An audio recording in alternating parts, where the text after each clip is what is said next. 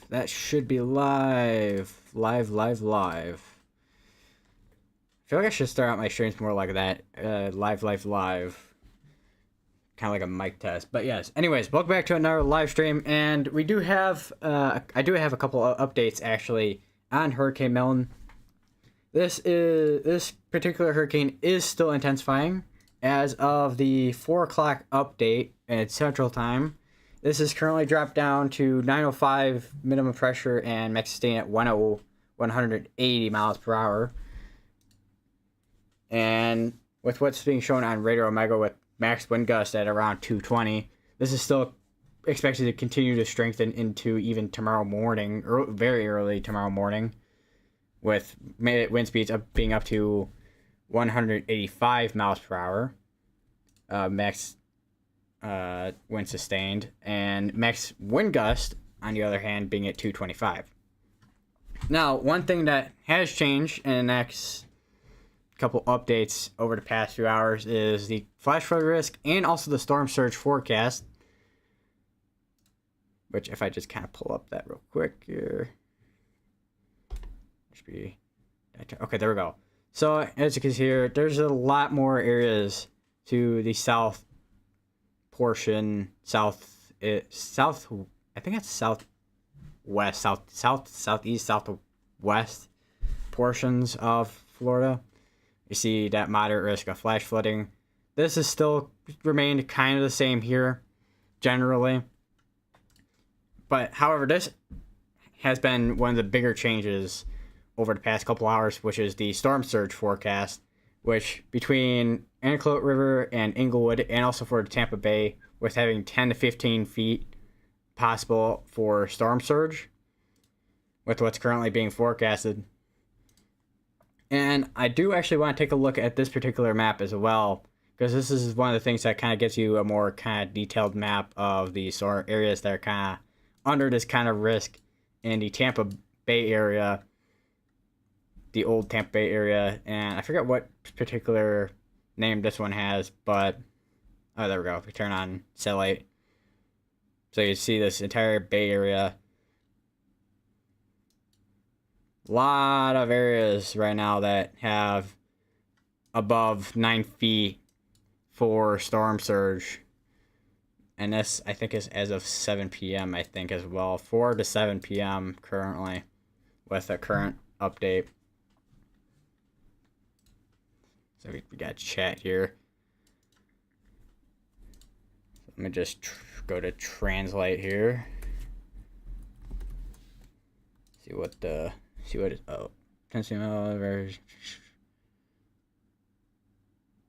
yeah, this hurricane is indeed still strengthening. That is correct. Although as it makes its way towards Florida, it'll start to kind of weaken due to wind shear and dry air starting to funnel in. Although when that kind of happens, that'll probably happen once it does make its landfall, most likely. Not that we couldn't see the intensification as it makes its way towards Florida, but I think the more likely case is going to be it'll start to quickly de-intensify as it hits landfall.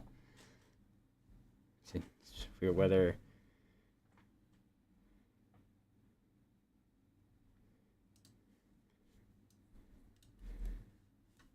So right now there's kind of, I mean, there are some special marine warnings out there, but it's mostly for wind gusts and water spouts.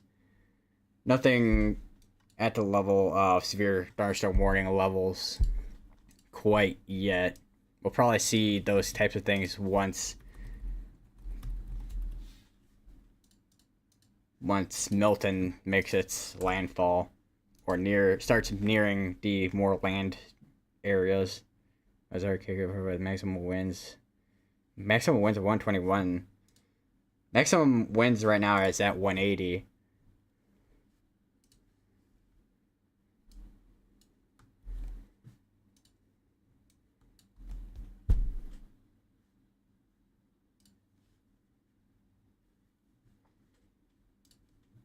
As you see here, it's moving a little bit quicker by 1 mile per hour. Is moving east. Minimum pressure 905, max sustained winds 180. So we got some pretty strong winds coming out of this hurricane right now, especially for it being a well, I would expect the Category 5 hurricane to have some strong wind gusts come out of it as well, and max sustained winds, especially on this side of the eye. If I could just pause there real quick. So on this side of the eye, I would definitely expect those stronger wind gusts, and also that area of max sustained winds that. Although I do want to take a look at recon data, because I don't know if the hurricane hunters are out there right now. I think they might be. Yeah, they're out there right now. But so far, from their 10 mission 10 into Milton, which was NOAA, looking at that center, 899 from their first pass through.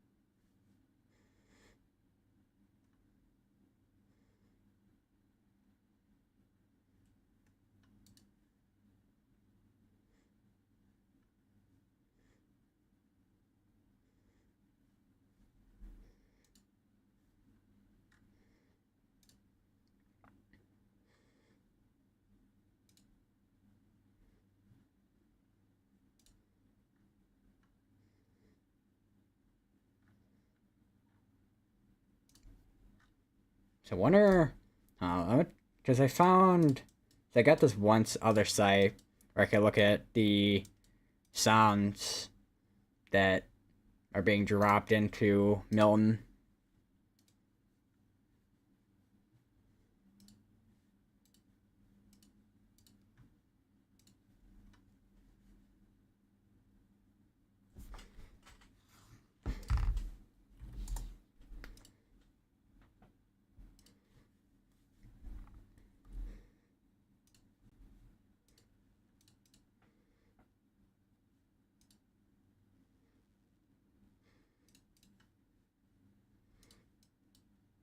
Now let's get this loop back. So yeah, that is basically a pinhole at that point. It's like on screen, like a few pixels.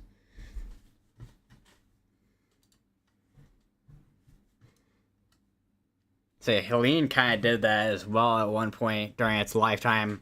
Although in this case, however, Milton is a Category 5 compared to a Category 4. I think there was a couple of times where there was also an eye wall replacement too during the path of Milton here.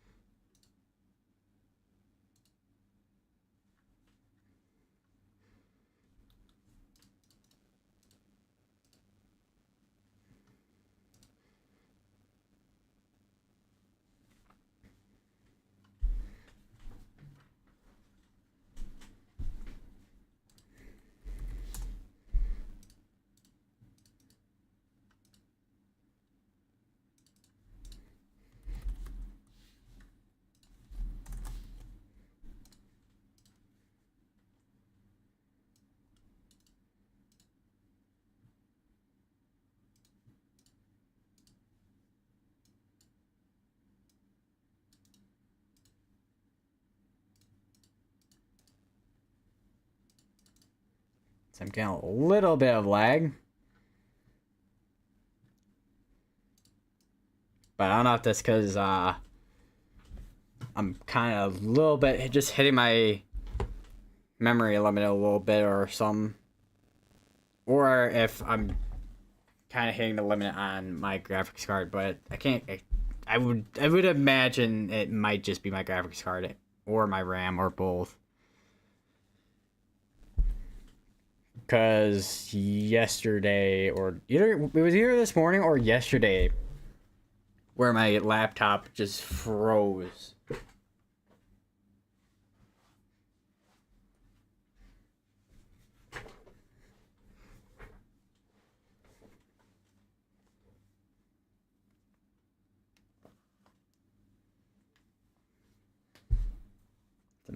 Just trying to make sure I move my headset over a little bit on my bed here, because I almost knocked it over onto my floor.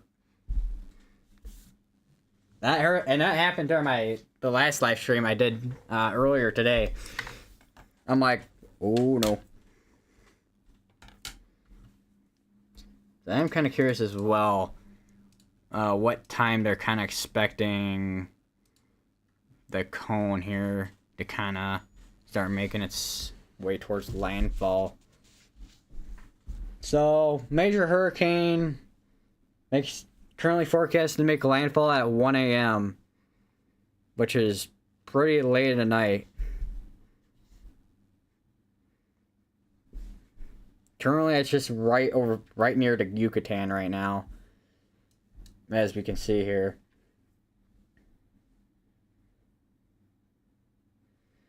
Which, this portion of Mexico here is probably seeing right now a lot of the kind of, the rest we'll probably be seeing later on once Milton starts making its way towards landfall, such as flash flooding. I mean, not that there won't be a lot of wind, but storm surge and flash flooding, especially with these types of hurricanes, are going to be the main threat.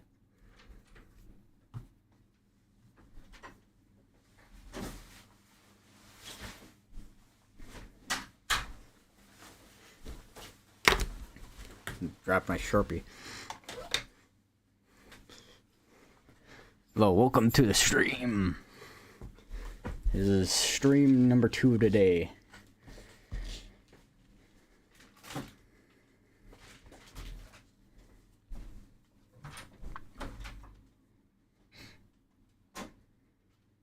So I'm just gonna get off the graphics real quick as well while I'm at it. Cat 4 landfall. So it's still forecast to be a Cat 3 landfall at the moment.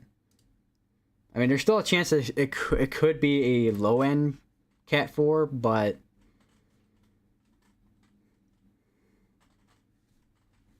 think there's more of a chance that it could be just a high-end Cat 3 landfall. But we'll have to see in the next day or two, probably. Actually, the next day, actually. Now I'm thinking of it. Depending on where this is, well, we know where it's going at this point now, but kind of seeing how the intensity holds up as it gets towards the north here. Hoping for the best. So I'm hoping this, like, weakens a lot before landfall. Because this is one of the stronger hurricanes that we've seen so far this year, besides Helene and Beryl. 11 p.m. update.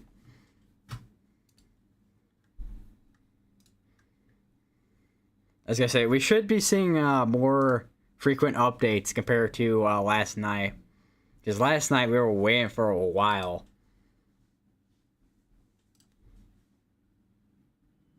You planning to evacuate? I say I'm all the way in Illinois.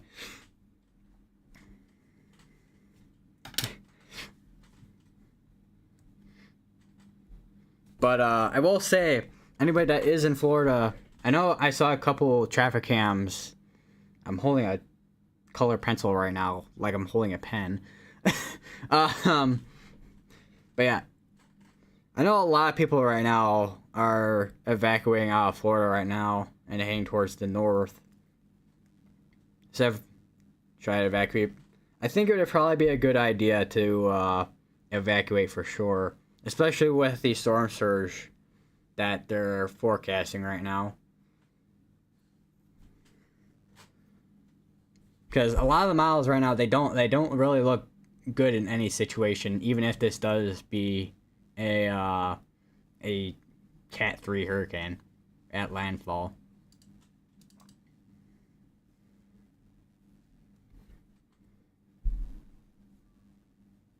So if I just take a look at Oh yeah, tropical Atlantic. Because if we look here, you see all the red. Plant City is more east, so it doesn't get storm surge. So I was gonna say, so might be fine then when it comes to storm surge. I say I think more inland areas are probably gonna be. The inland areas are probably gonna be. I mean, there's still gonna be the like probably some type of flooding threat most likely, but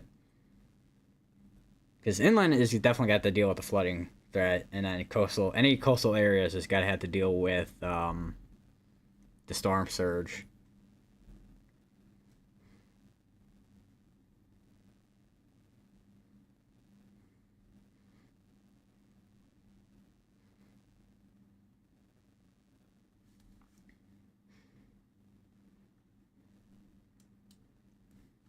Because I was gonna say too, because I know it's probably a lot of the people who are on the coast as well that are kind of evacuating out right now too. Because I saw a couple traffic cams,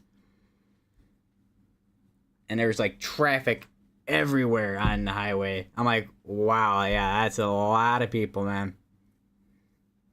I was not expecting a hurricane toward where I live because it's been over 100 years since something like this happened. At the time, 5,000 people lived in Tampa in 1921. Wow, that is not as many. That is not as many people as it is nowadays. Wow, that is wow.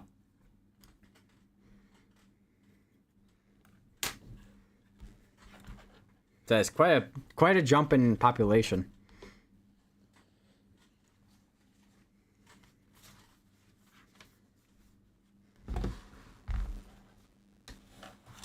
So I'm just trying to sort out some stuff with my desk here because on my left side I have my laptop battery and then my weather radio, Stream Deck, and then HyperX Quadcast. I have more room on the right side of my desk than I do on my left side of my desk.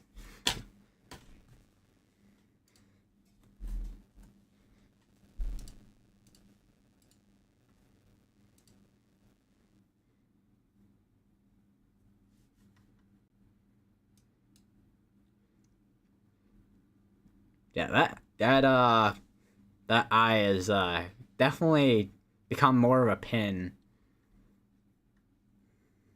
But that's one of the bigger signs that this is intensifying.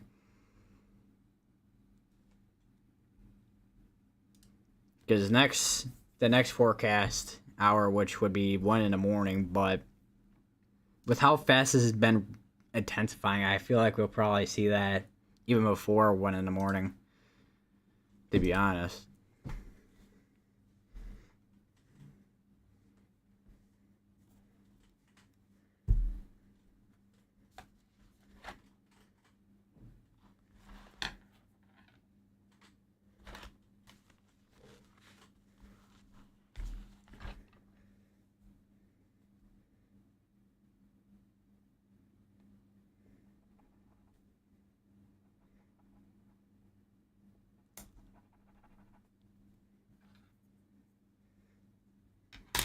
Where did my like regular pencil go? I'm like trying to like multitask with also doing a little bit of like some homework I'm trying to do. There are trees around my house that could fall. They're 80 feet tall. Those are some pretty tall trees.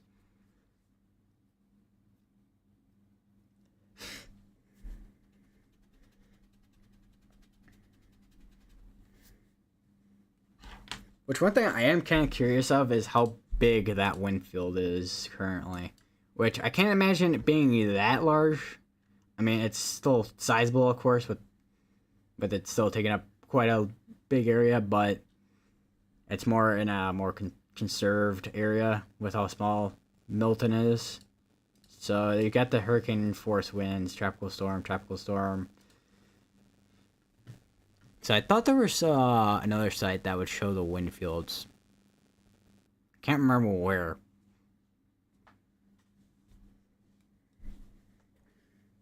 I swear, it's gotta be another situation where if I don't think about it for the next however many minutes, it's gotta like pop out of nowhere. for absolute no reason.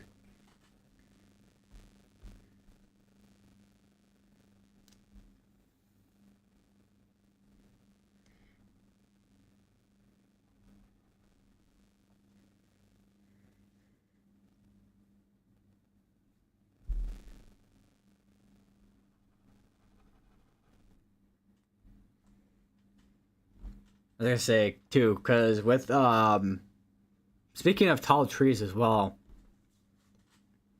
because with another house that I used to live in, I had pretty tall trees as well. I think they were probably that around that tall. I think maybe somewhere around that.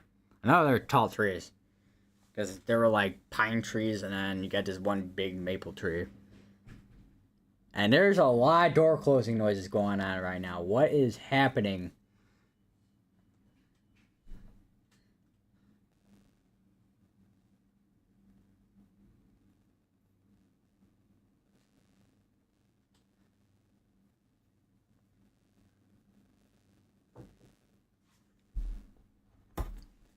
Oh, that just broke. Oh, wait, no, I'm good. I still have enough to kind of draw here. Okay. So 18,000. Around probably there.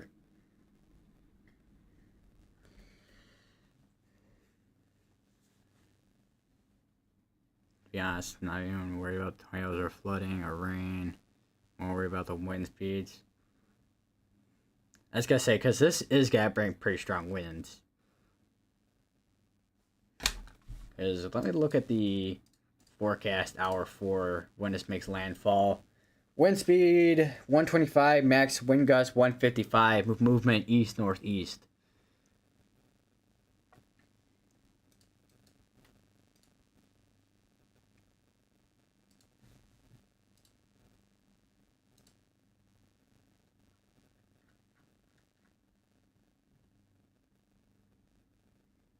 So I'm also looking at the public advisory from 4 o'clock Central Time. Next intermediate advisory 7 p.m. Next complete advisory 10 p.m. So that'd be like around 4 hours from nowish, or a little less than 4 hours, but somewhere around that time. 50-foot waves going on West Coast, crazy. I was gonna say that I know I was looking at the cameras earlier today. I want to take a look back at those cameras real quick, especially the Key West one that I know is online right now. See how that looks right now.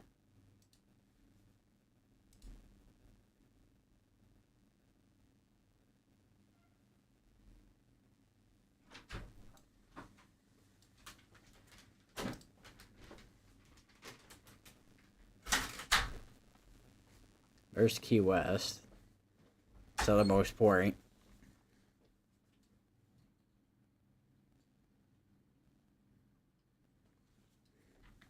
As I say, you can kind of see where those waves kind of crashed right onto shore right there as well, because there's a bunch of just like stuff from the sea. So you just about there we go. You can see a wave right there.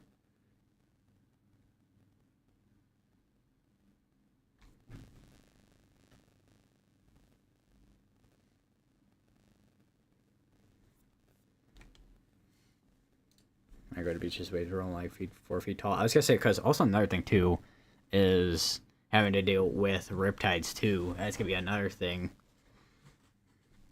especially as this gets closer.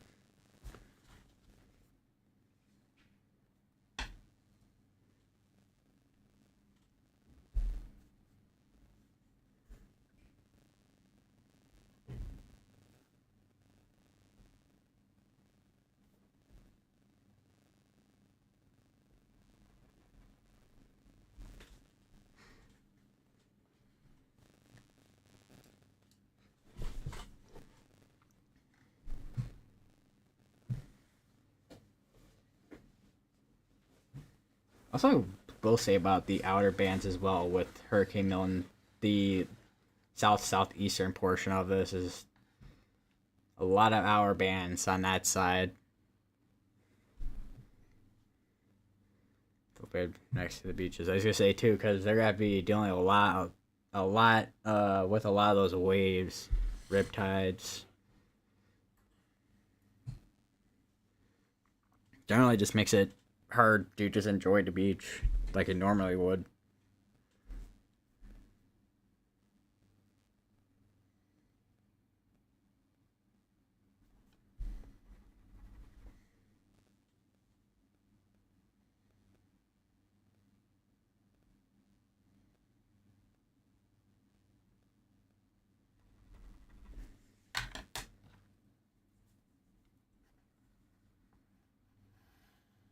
I am going to sharpen my pencil in a second here. Yeah. Where is my sharpener?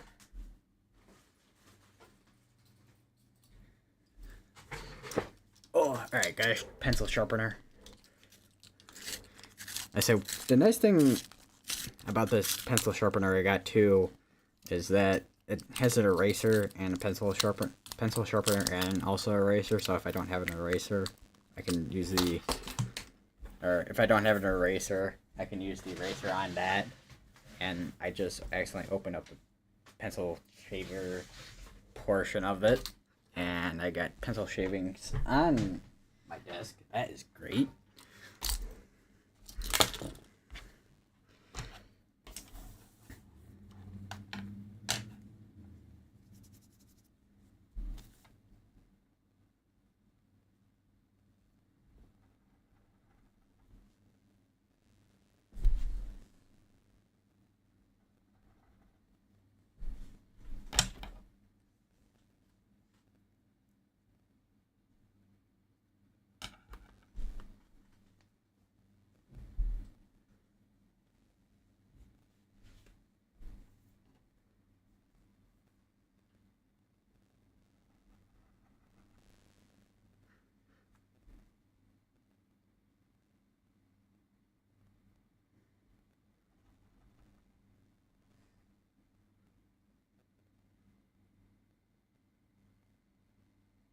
Oh, I just put that at the wrong point. Oops. Let me put that at 6,000 instead of the 4,000 that I plotted there. And I need to move that over more still.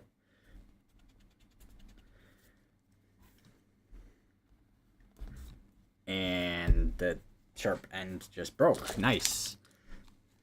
Don't you just hate it when you're using like a pencil and it just completely breaks? It's an ASMR. Pencil shaving ASMR.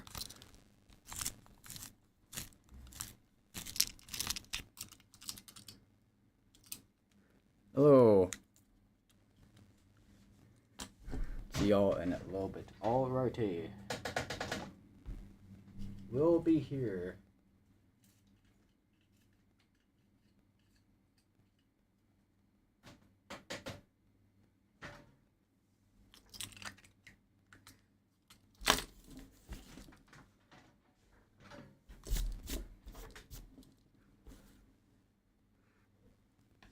Now it's coming out from Homosacia? So not entirely sure how to pronounce that, to be honest.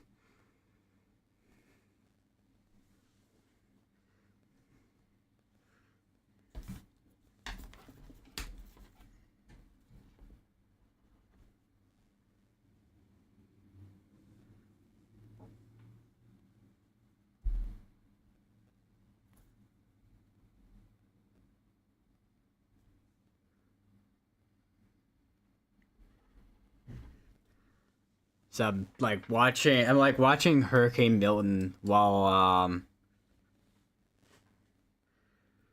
doing homework. What's the worst and best case scenario for Plant City? I think for the best case scenario is that Hurricane Milton de-intensifies really quickly upon landfall and doesn't do hopefully as much damage as it could. But the worst case scenario is that it takes a long while for it to de-intensify and brings a ton of rainfall. And because if I remember correctly, because Plant City is not near the coast, so storm surge wouldn't be a huge issue.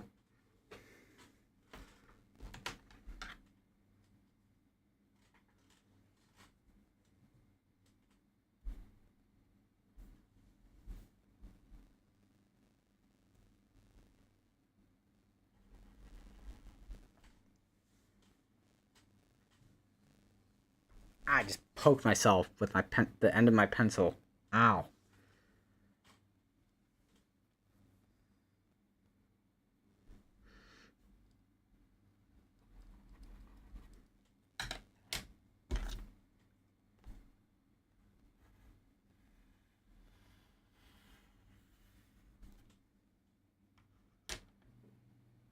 Yeah, no storm surge unless something goes insanely wrong.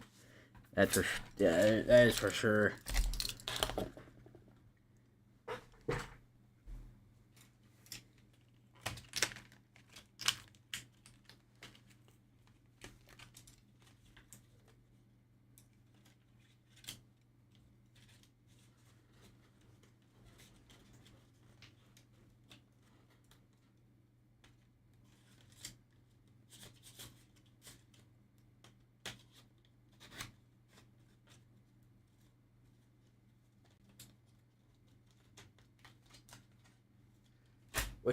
One thing I am also kind of curious of is what the tornado risk is gonna look like too, because I know when it comes to tropical systems, you get a lot of brief rotations and spin ups. So no data found, no data. Okay, this one would be for Tuesday.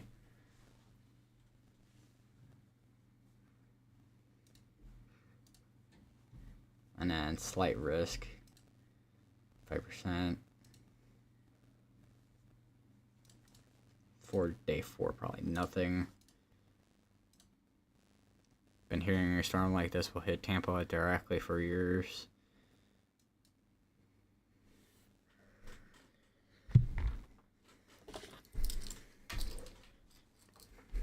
I was gonna say, because I'm hoping it will not be the case, but I don't know, man. With how quickly this hurricane has intensified, and also the path this is taking,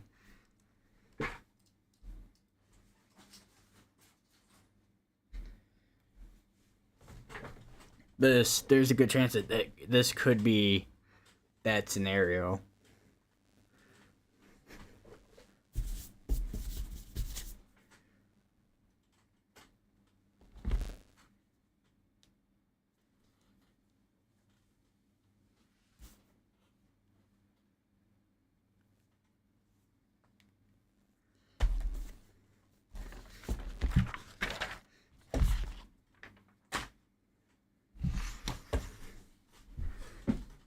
Let me bring in my microphone a little bit in here. Just raise it a little bit too, or not, or it's just gotta completely fall. I'm hoping that doesn't create any audio issues, because I know I was listening back to a little bit of part of the last stream, and there was a lot of buzzing that was going on.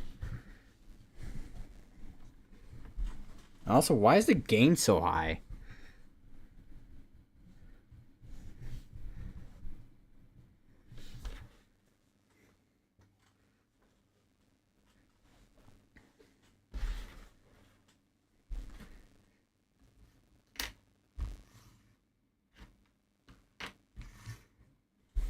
Like, my microphone's gain was all the way up.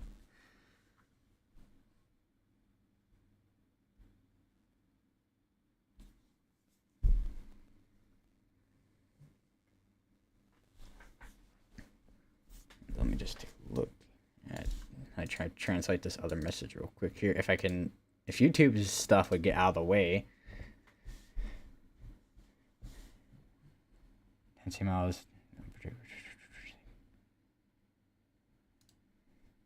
Yeah, I don't think this got impact as a Cat 5. Low end Cat 4 or Cat 3 is more realistic. What's the highest it could intensify a storm surge doesn't affect how high would wind speeds if it continues to intensify until landfall. Probably won't happen. I don't know about it intensifying much more, but I think for the most part, if it did end up being a low end Category 4, I want to say at least somewhere between the ballpark of these two numbers, like 135 ish, in terms of max sustained winds.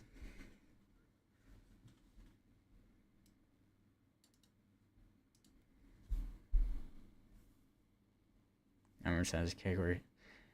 I swear, I've been hearing Category 6 so often today. It's like, dude, Category 6 is not a thing. And probably won't ever be.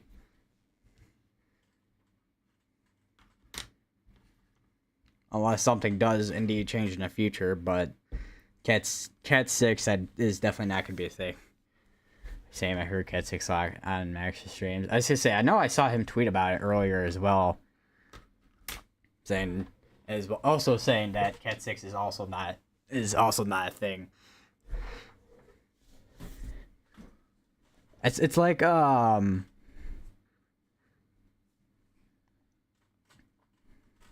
it's like with the tornado scale with having like originally like having an F6, but that obviously wouldn't be realistic. So they kind of kept it to 200 plus miles per hour with the EF scale. And I can't remember what it was for the F5 on the F scale for the original scale.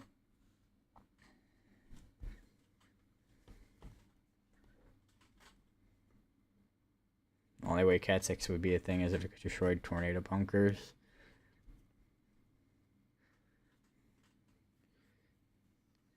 I feel like Cat 6 would be a thing if it, like, quite literally causes well-built buildings to kind of just fall over.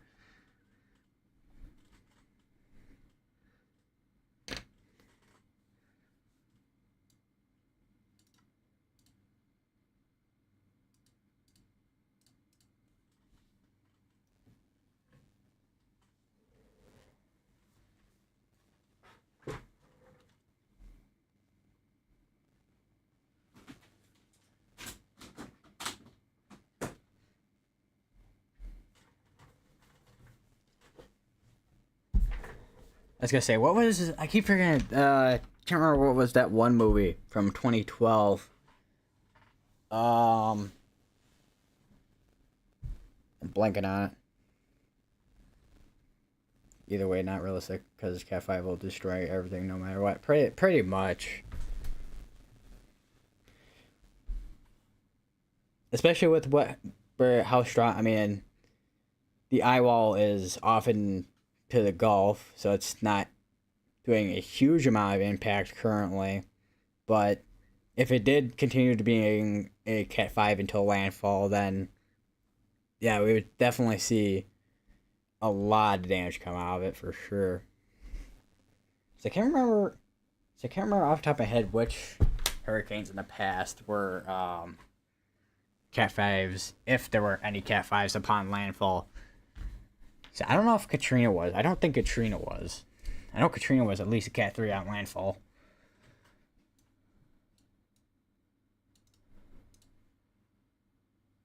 It says Category 6 is not a thing. Typhoons cause everyone says that typhoons cause Category 6 when there's very strong typhoon.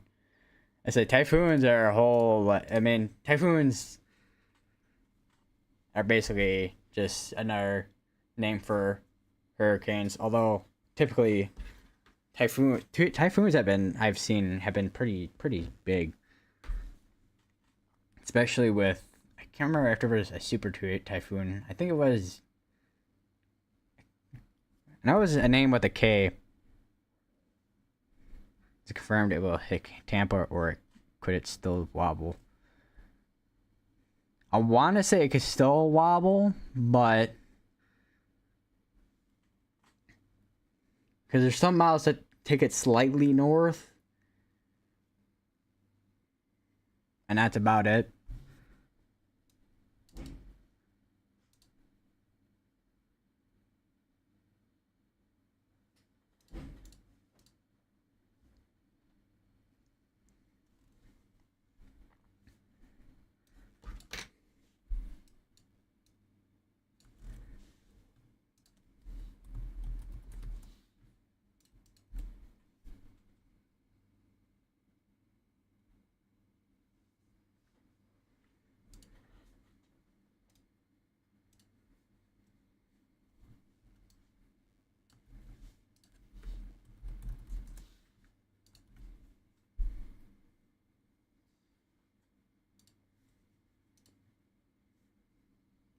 Certainly still.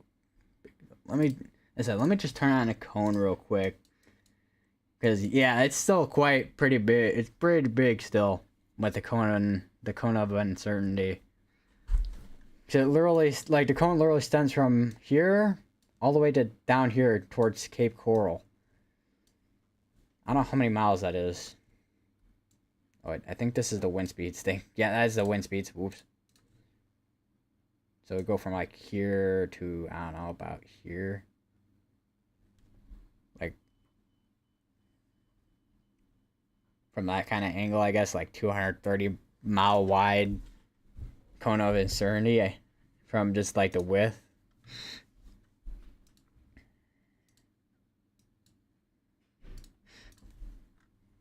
Most north you can go see your case. Looks to be, and the cone of uncertainty just grew like just southeast-ish of the Jacksonville area here.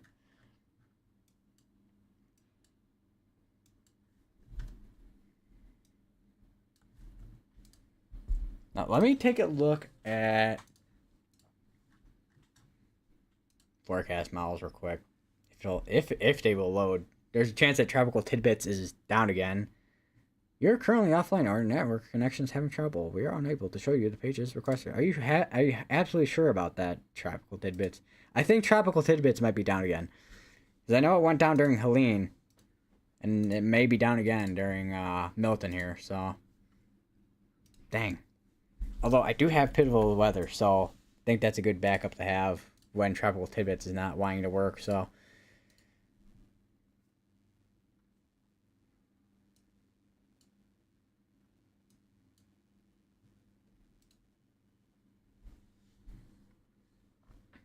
What damage could happen to my house? Very small house. So I think for the most part,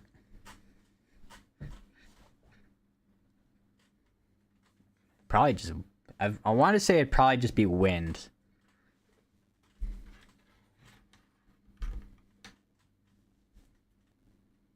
Two bathrooms, three bedrooms.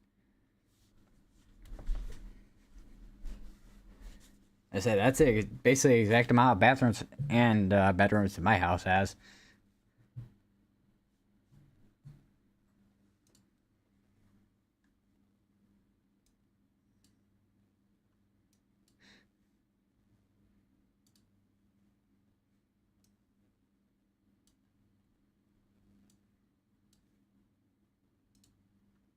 So how far back is... Oh, this is on 18Z. Okay.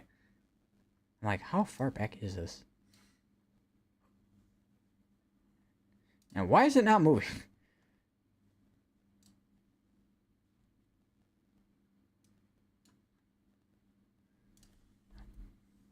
The Pivotal Weather has some weird bugs as well for some reason. I don't know why. But I don't know if it's because I have Model Trend Loop on instead. So, looking at the GFS... Let me just turn on my browser here. So you can let me just kind of zoom in a little bit here. Actually, I think I can go more regional here. Southeast. There we go. That's a little bit better. So this is what the GFS is showing right now. Although this may be a little bit just buggy right now.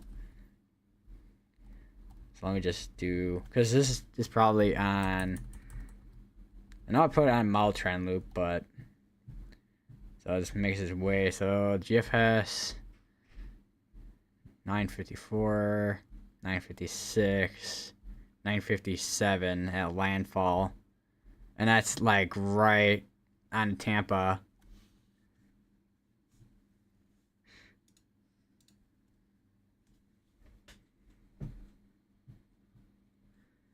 So I do want to take a look at the European as well.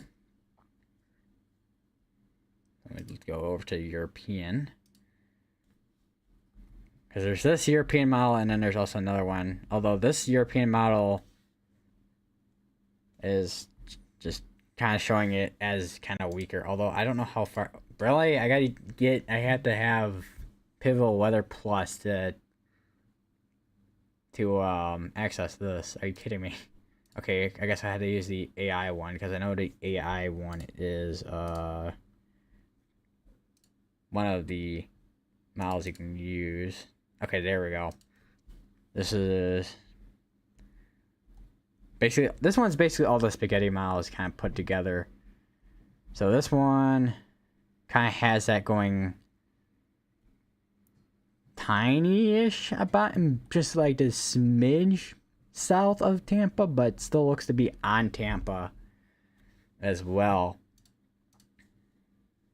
If I remember correctly, there's also these ones here. Here's the icon one. Let me turn that one on. So how far behind is this one?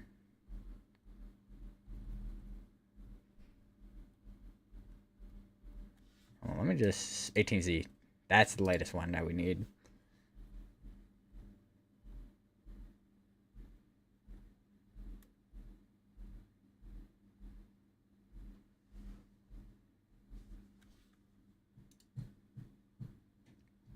Well, maybe if I use GFS. I see. How far back is this one? Jeez. Now, let me go to here.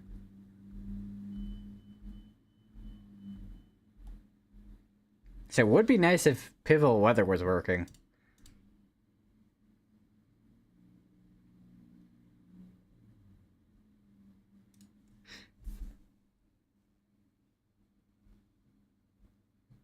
Oh, let me just load up the Pivotal Weather site back up just in case, see if it's back up. Oh wait, not Pivotal Weather, Tropical Tidbits. Tropical Tidbits may be down completely at this point. Oh no, it's back. It seems like so far. I hope it's not down because I need the models from the site. It's taking a little bit of time, but I'll give it some time.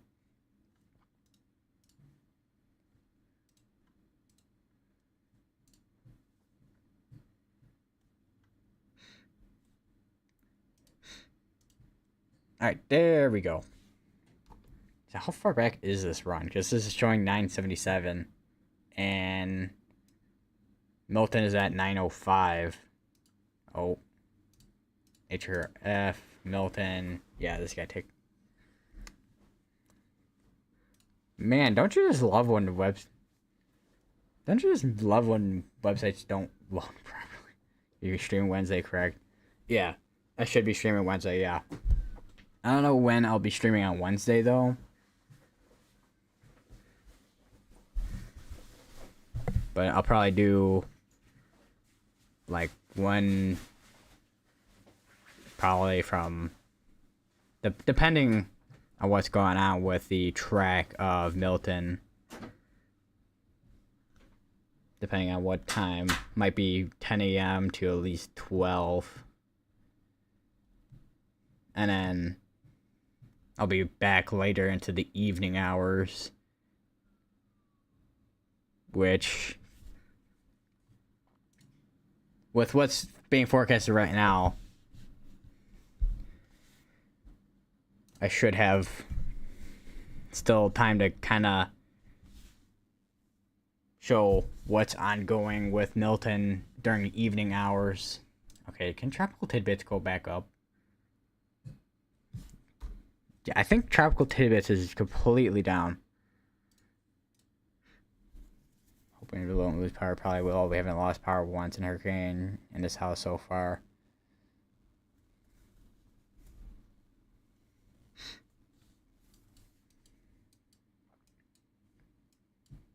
So hopefully the power kind of just stays.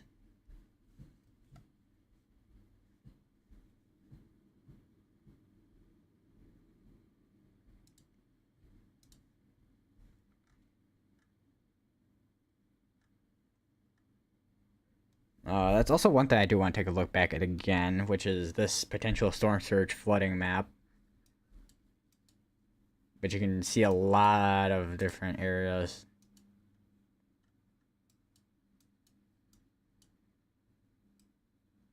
Say this, I forgot what, I think that's Davis Island or something like that. It's completely red right there. Same with this one, well, a little bit of yellow, but basically these areas are completely almost red. So that's, Air Force Base, I think, there.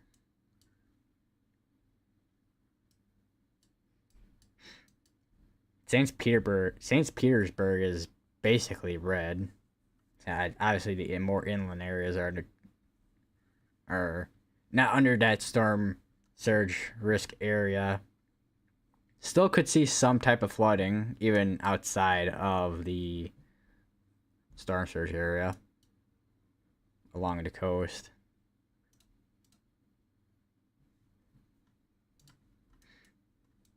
So let me take a look up more towards Cedar Key, because I know that's where... Okay, here's Cedar Key, or at least the general area of it. So you can see storm surge is not forecasted to be as high. And we start getting into here, it starts getting higher total amounts. Then we go towards Naples, and it starts dropping back off again. There's Sarasota.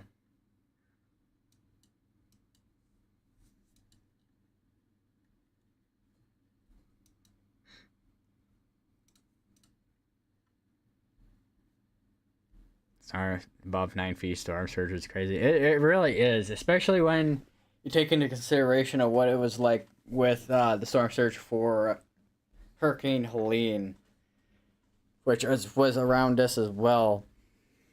Although I think a little bit higher, I think it was actually, I think it was at least 20, 22 feet of storm surge. I think it was, if I remember correctly off the top of my head, for Helene.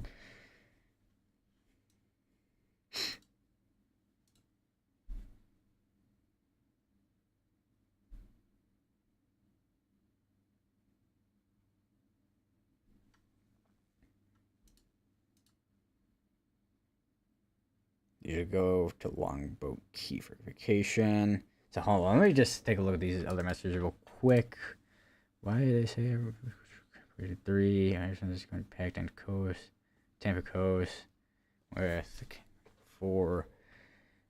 Say from what I've been hearing from people is at least a low end category 4 or like either a low end category 4 or a high end cat 3. No way it would be making landfall as a cat 5. Especially not with all the wind shear that it'll have to be dealing with. It'll strengthen much more in the northern part of Tampa when it touches. It's definitely not going to strengthen any much more once it gets to the Tampa area.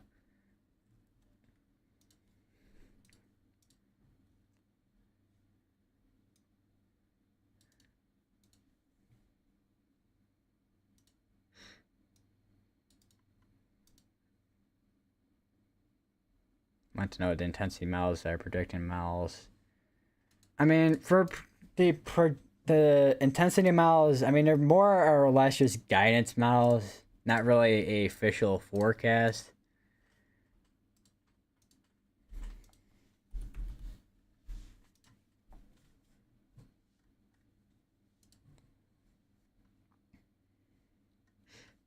Hello for. Oh wow. Then Tropical Tidbits decides it wants to load. Apparently, okay.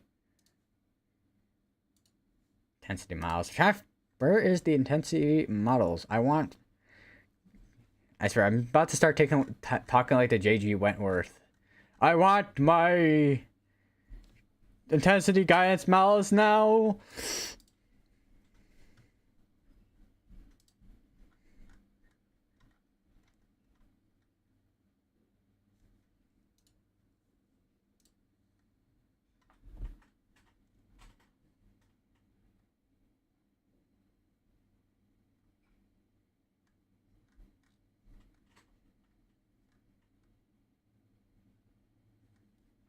So I'm like trying to figure where they're at. Also, this is Mike's weather page, so you guys can kind of see where I get a lot of the information from too. Which a lot of these sites are pretty helpful. Let me just disable the web browser source real quick, so we can take a look at the hurricane itself. And also, let me turn off the cone so we can kind of see the pinhole eye.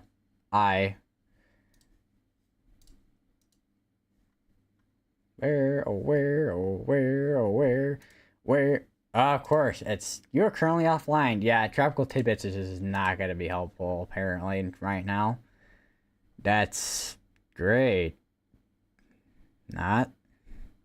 That's a pain.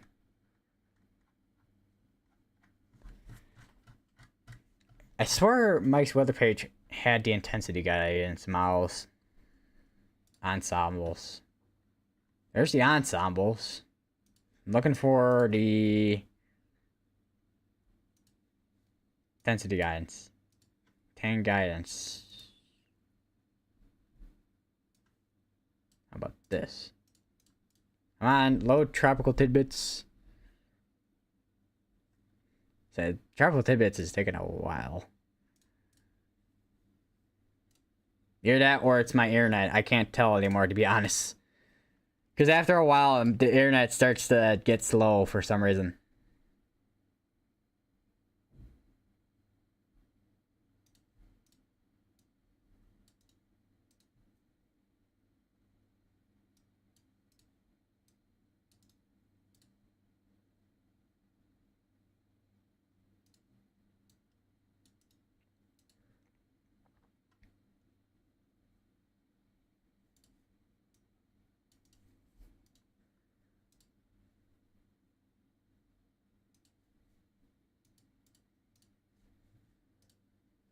Alright, here we go. Finally got to the intensity guidance, which you can kind of see a lot of there's a couple models that still kind of take this towards still being a Cat 5, and then I think this is the UK's AI one, or just straight up just the UK's model. Well, I'm 99% sure that's the AI one, which the AI one is still kind of rusty at doing a lot of things, which most of the models are taking us down towards Cat 4 and then eventually down Cat 3 and then dropping down, of course, to a tropical storm. So yeah, you can see how quick this is gonna go, which this is, once again, not official forecast, but gives you a good idea of where this can go.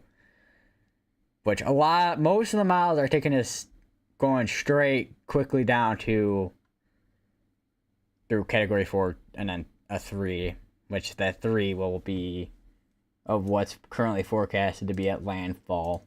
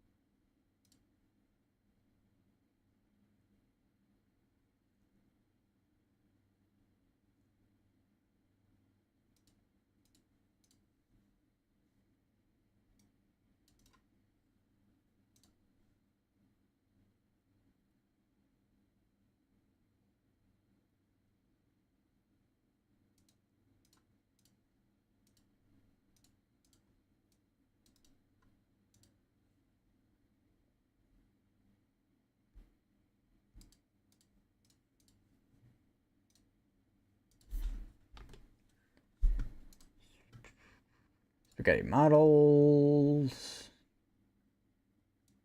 What is this website?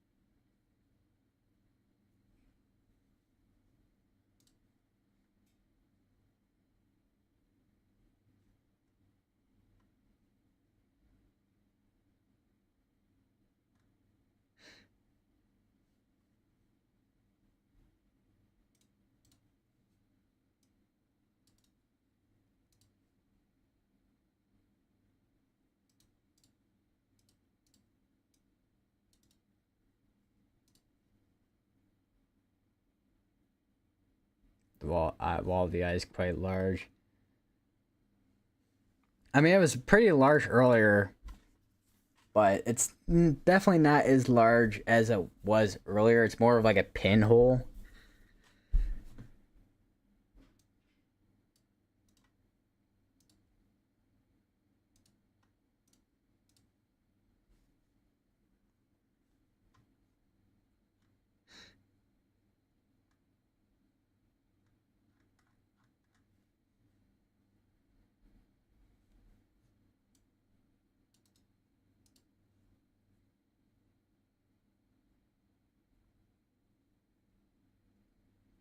On the coast of Mexico.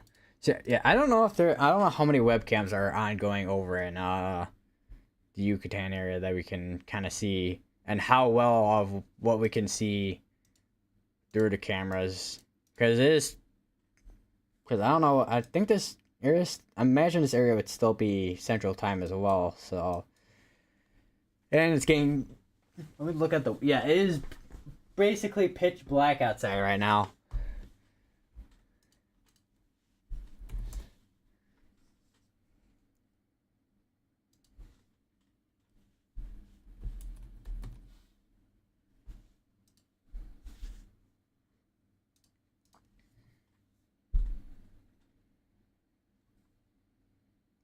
Of course, the first search result is an Earth camera, but that one's over in.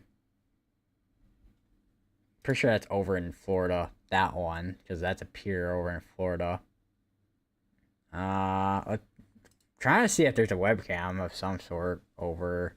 Well, there's one over in Cancun, but I'm pretty sure Cancun is. I don't know if it's over here. Oh yeah, it is over here.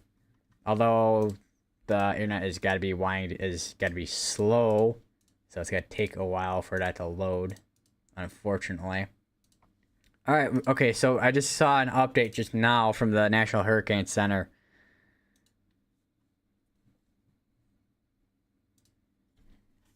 "7 p.m. Central Daylight Time." I didn't realize it could be that quick with how fast time's gone. Jesus.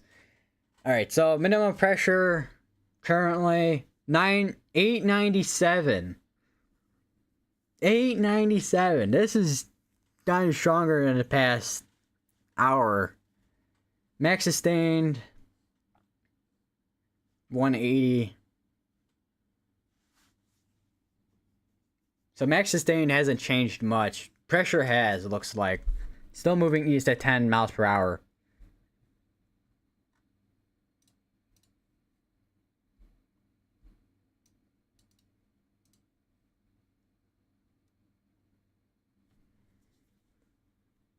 Why don't you tell me if there's going to be severe weather in Florida coast with a height of 6,000 feet? Typically, you don't really get severe weather. You don't get supercells from hurricanes that are typically that tall, and sometimes height really doesn't matter when it comes to severe weather. I mean, with bigger severe weather days, you can see pretty tall cloud tops, but when it comes to tropical systems, you're gonna be seeing more low top supercells compared to high tops. And once this does make its landfall, we could see probably a couple brief tornadoes, or at least a few brief tornadoes out of this. Or at least low top supercells that have rotation within them once this does make that landfall.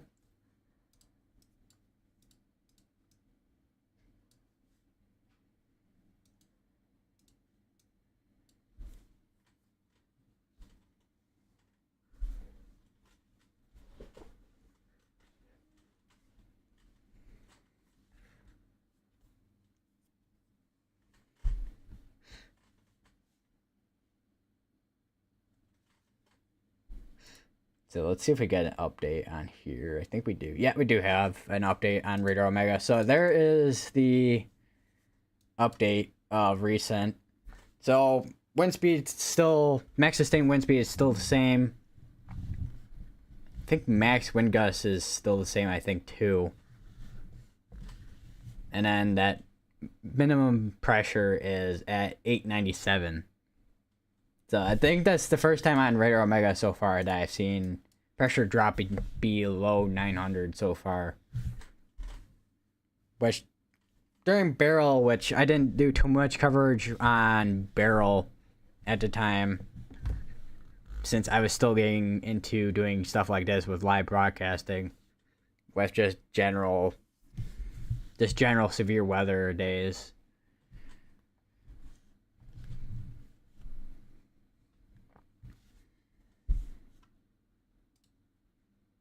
Which, when Barrel kind of barreled, pun intended but not really,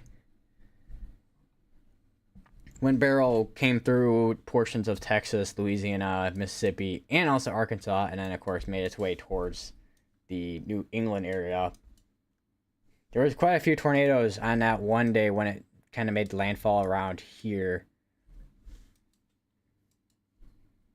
I know I said, I've got to mispronounce I think it's Shreveport. I know I've said Shreveport in the past, but I think it's Shreveport compared to Shreveport. Although Shreveport sounds like a cooler name to pronounce it. I don't know.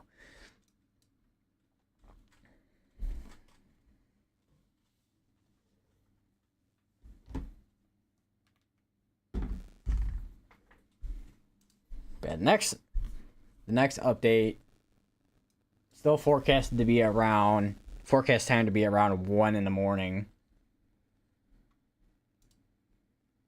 And then after that, it starts to kind of drop off around the forecast time of 1 o'clock tomorrow.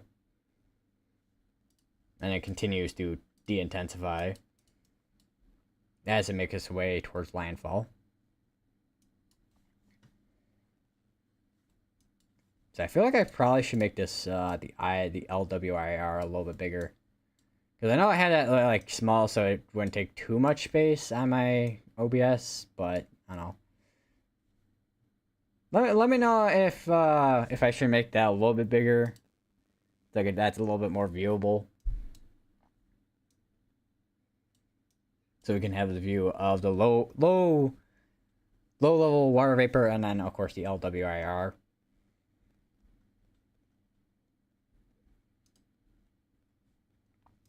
See, rainfall potential. Rainfall potential hasn't changed much. Rainfall potential still being between 4 or more inches of rainfall. Flash flooding potential still forecasted the same. Peak surge still between 10 to 15 feet of storm surge between Anclot River and Inglewood, and then the Tampa Bay area also 10 to 15 feet of storm surge as well.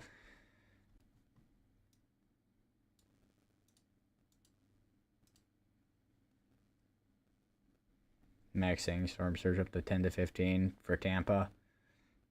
Yeah, it is pretty tall. Pretty tall. A lot of storm surge and pretty tall storm surge.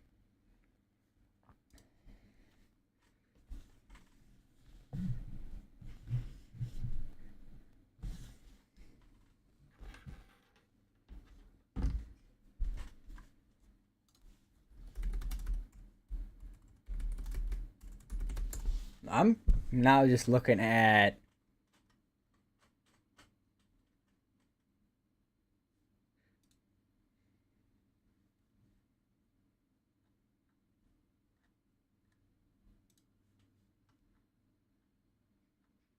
See if I can find.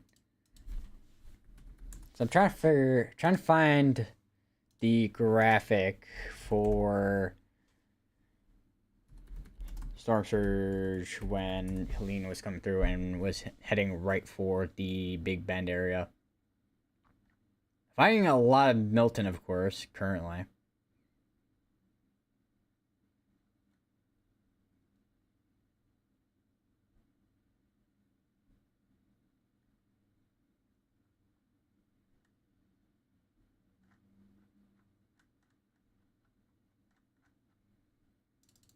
Yeah, I don't think I'm about to find it.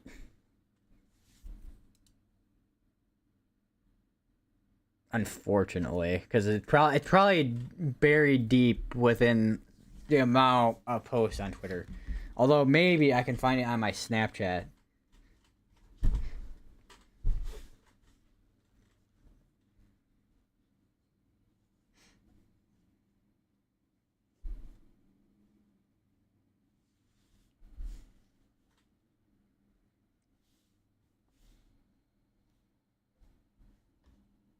But we'll have to see. Let me see.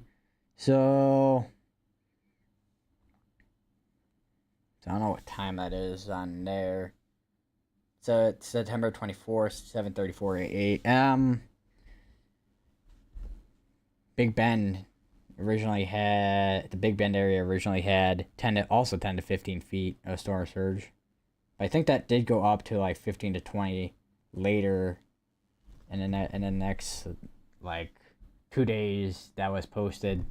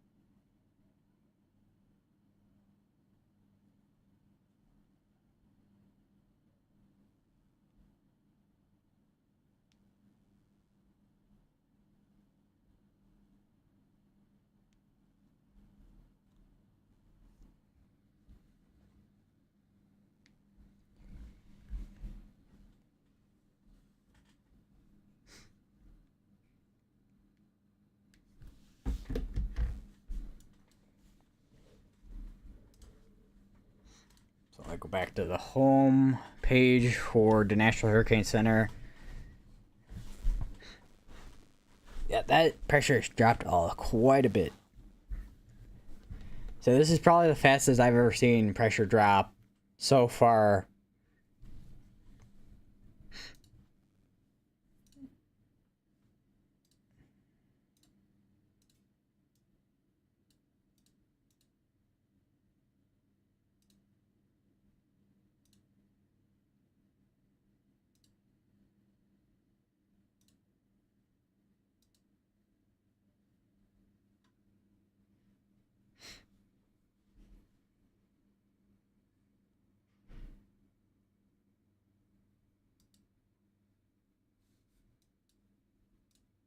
So this is also really close as well to the next forecast time as well. We still got a pinhole eyewall currently.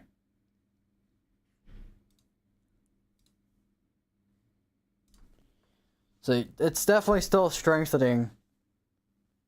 It'll probably peak later this evening or into later tonight. And tomorrow it'll probably start dropping down.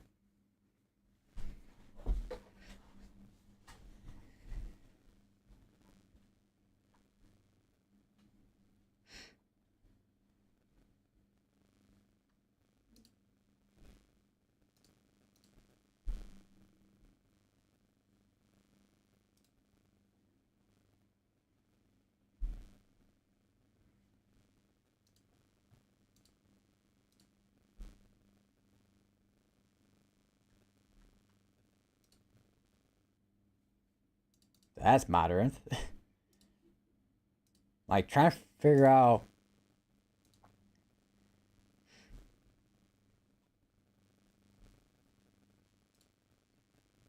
Oh, wow. Okay, so this post was, I mean, it's from 5 hours ago, but it still gives an idea of how this is kind of going. So let me just turn on the web browser source real quick. So this is from, well, 6 hour-ish, almost 6 hours ago now, but this still just shows how strong this hurricane has gotten. So this was from earlier when it was at 911 millibars. It's dropped down below Hurricane Ellen, which was in 1980. Almost as strong as Hurricane Rita.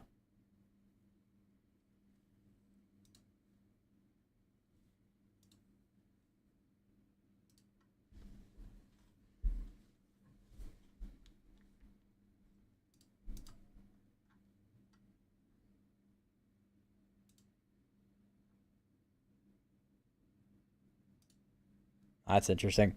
So here's like another satellite image here, or at least another satellite loop here, and you see a ton of lightning near the eye wall there, and also on the outsides. That is quite a bit of lightning.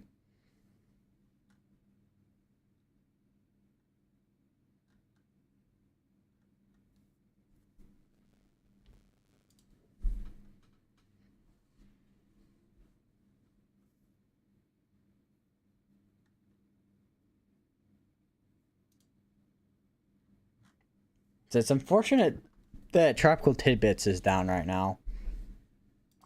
I do need it right now for the aircraft recon. See what's changed, if anything. Which looks like Air Force says current. It might be current. It says Mission 11. Low level recon. So this is going for the low level. Air Force 02. Mission 11 into Milton.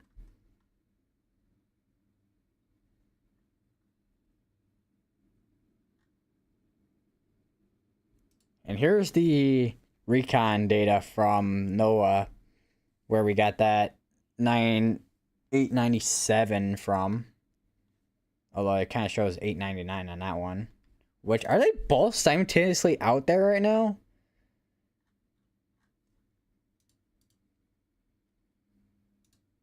And let me look at the public advisory right now, too. Because that probably would definitely help as well. Next complete advisory at 10 p.m. So 3 hours from now. Which will be around 11 p.m. Eastern.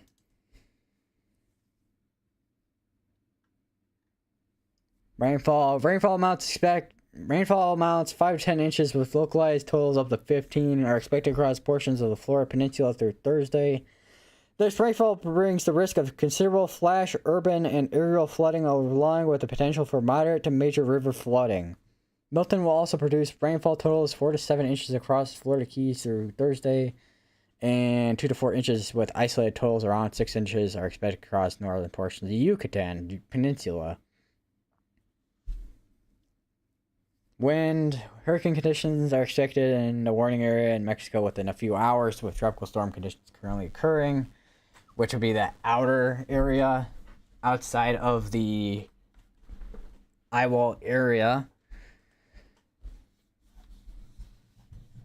Hurricane conditions probably watch areas in Mexico beginning tonight and Tuesday, which there is hurricane warnings ongoing over in Mexico right now. Hurricane conditions are expected in the morning area on the west coast of Florida as early as Wednesday afternoon. So we could be seeing this even in the afternoon hours, possibly on Wednesday.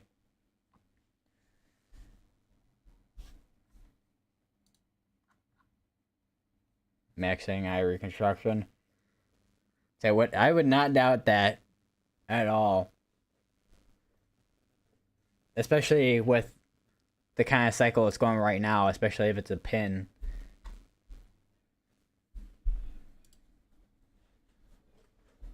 Hurricane conditions are expected warning on the west coast. I think I just read that already. Yeah, next complete advisory at 10 p.m., which is gonna probably be our next update as well. Once we get information back from the recon.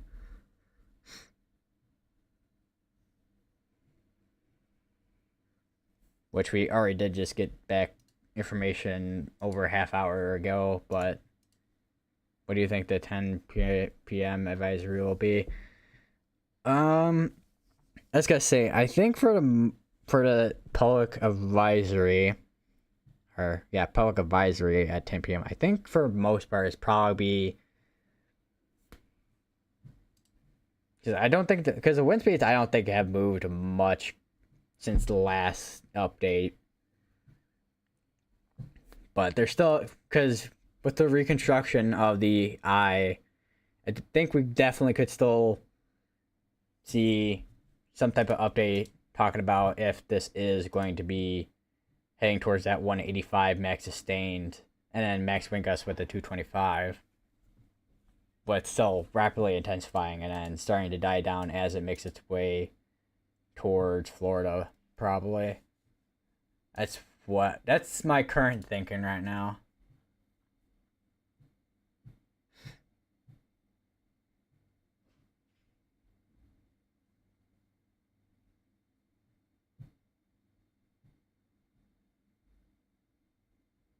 Just with the current one, hurricane force winds extend outward up to 30 miles from the center. Tropical storm force winds extend outward up to 8 miles. 80 miles. 8 miles? 80 miles.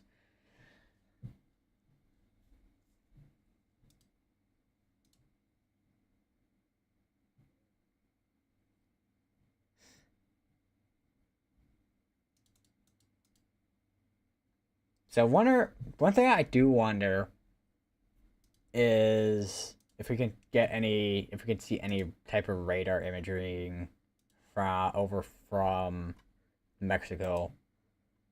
Because I am kind of curious to see what this looks like on radar from Mexico. Because there's no radars in Mexico for Radar Omega, so.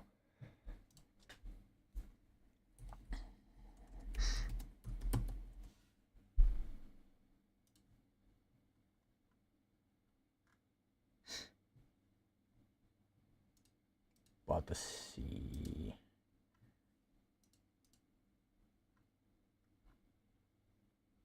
Zoom Earth. Weather radar Mexico. Hey there, seems like you're using an ad block. No, I'm not paying for her subscription. Way too many subscriptions nowadays, not gonna lie.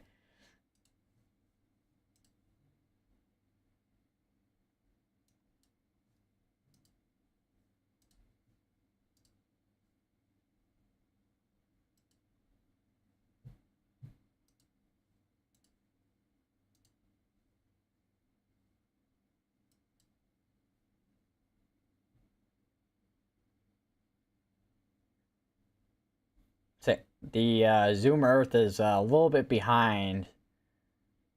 Because this looks like... Or is it behind? I have no idea.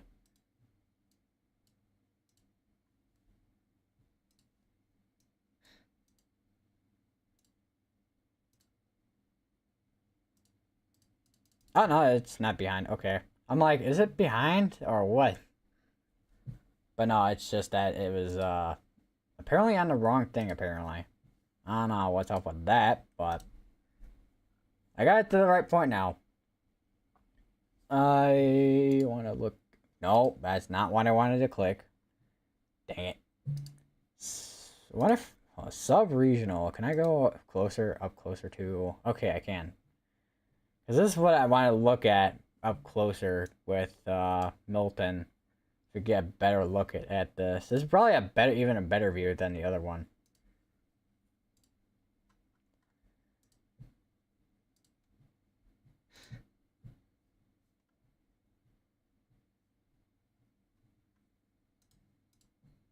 which was the regional.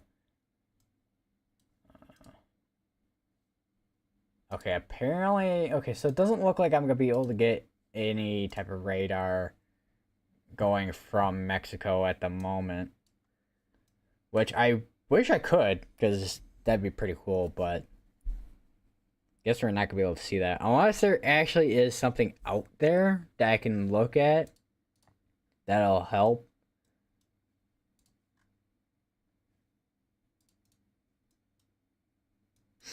Oh, 3D view. There we go.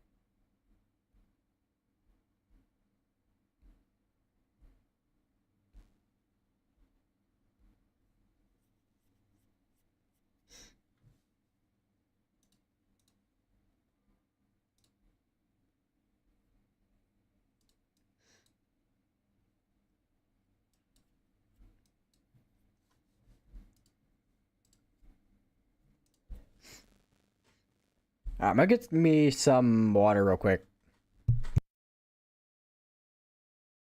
And also probably something to eat too.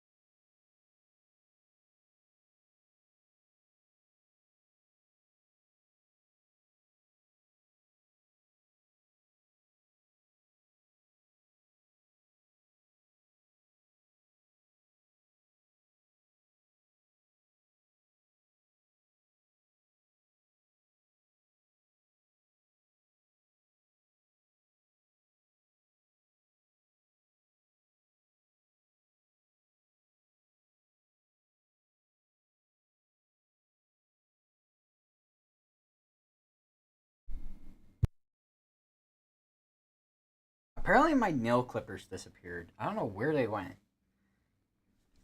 Where are they at? As I bump my mic with my shoulder. Yeah, I still need to get something to eat. What am I doing?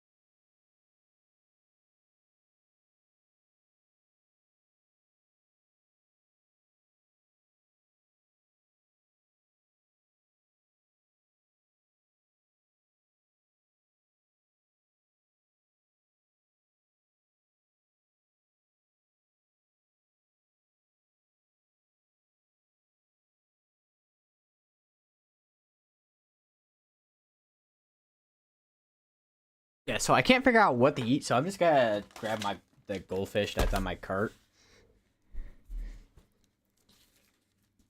Ugh. Open up my water bottle.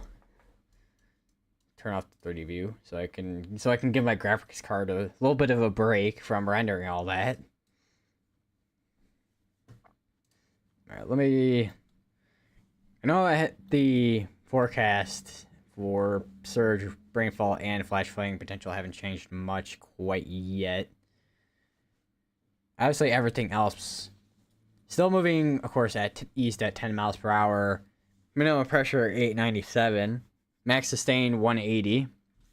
They're still being forecasted to increase in the next forecast, it looks like, as of 1 in the morning. Although I think we could probably see that even before 1 in the morning still.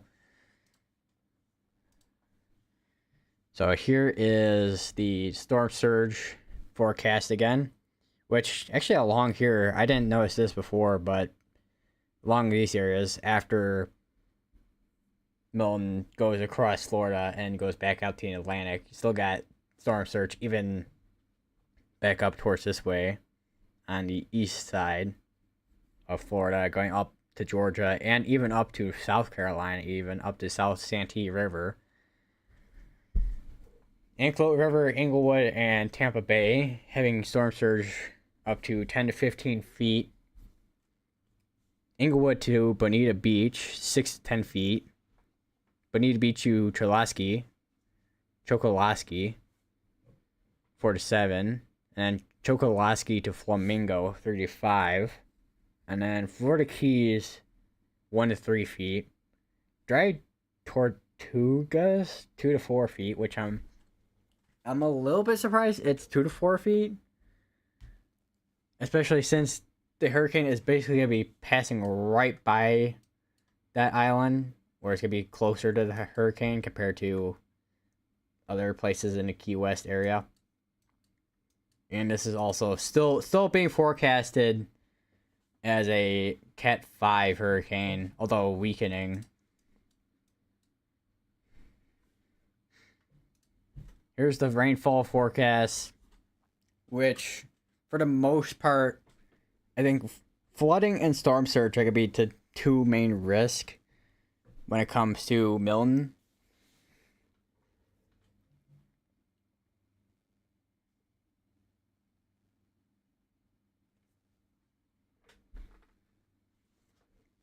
Which, so far, it looks to still be around 4 to 6 inches of rainfall between all the way down here. I think that's just, well, it's more rural areas. So it's kind of, I want to say just Naples all the way up to, I think that's Cedar Key right there.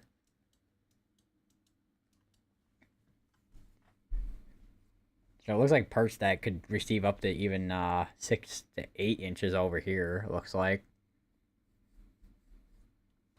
A lot of rainfall in this area here. 8 to 12 inches of rainfall, even up to 16 looks like too, in some parts.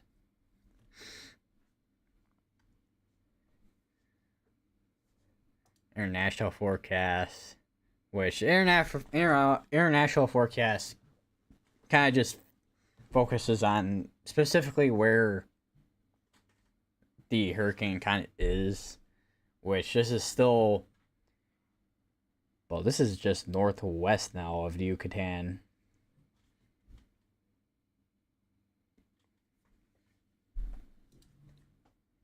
Still got a pretty large area of flash flood risk, stemming all the way down from just south of Tampa Bay, and then all the way up towards the northeast, or in Jacksonville. Which I have a feeling this might shift depending on where the eye goes.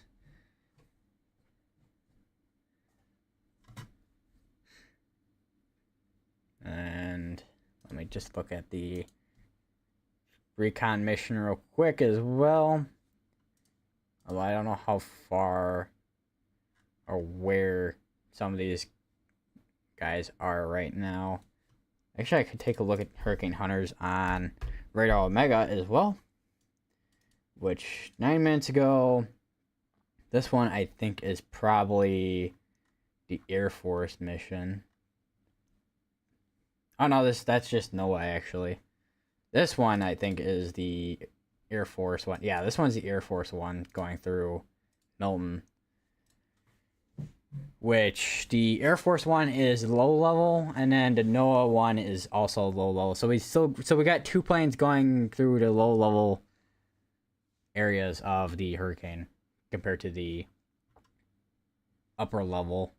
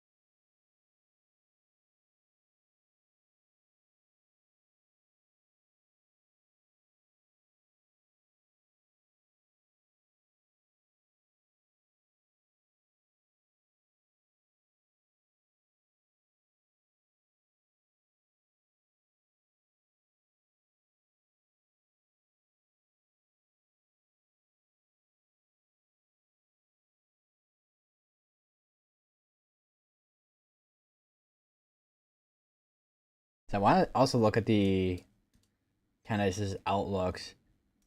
So this area definitely has moved over the past couple hours, because there used to be the development area used to be right here, and now it's kind of out towards here. So we could see another tropical, maybe tropical storm out of this activity, but still at the moment, still low chance of development on that one. We also got a high development chance on this one here, which I'm not sure which one that will be for the. I think that's. I don't know what part of the Atlantic that is. I think that's the Eastern Pacific. Yeah, it's definitely Eastern Pacific right there. And got another tropical wave coming off of Africa. And we got Hurricane Leslie out there. And Kirk is still out there, it looks like.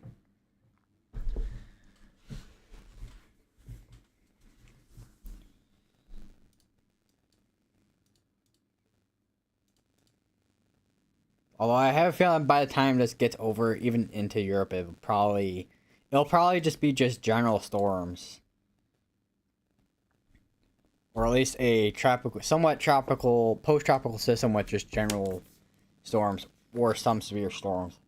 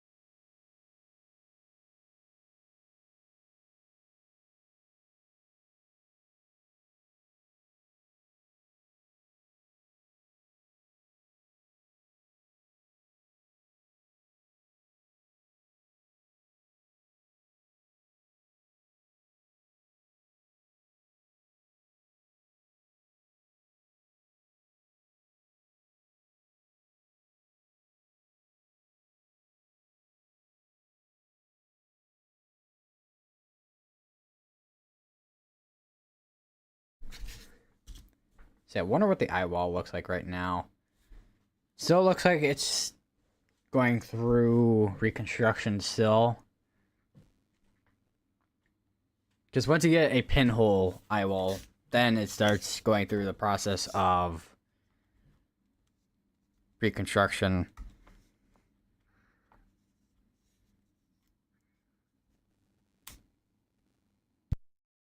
That's also a sign that this is still that's still a sign that this is still intensifying too.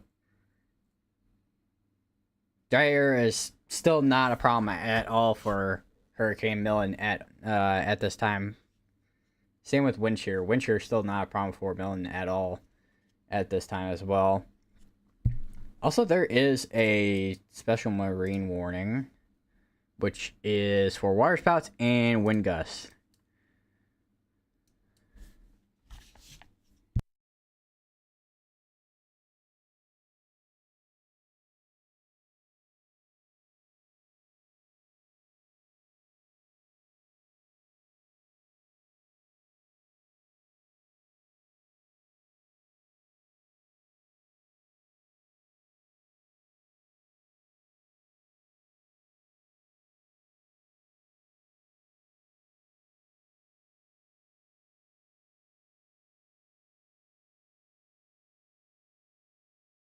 My microwave still smells like bacon that I ate earlier.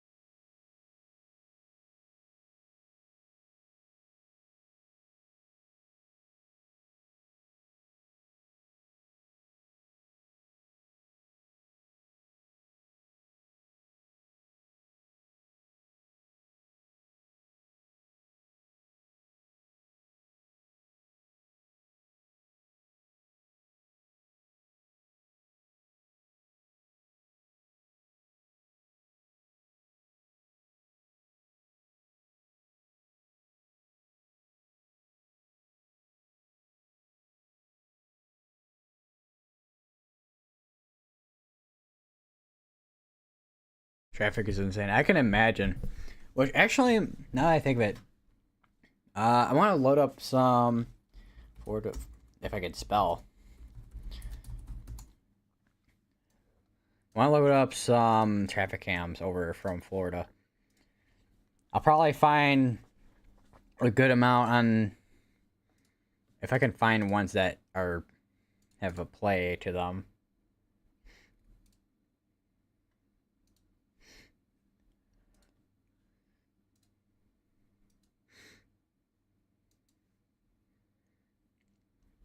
Especially with evacuating right now, it'd be pretty difficult, especially with all that traffic.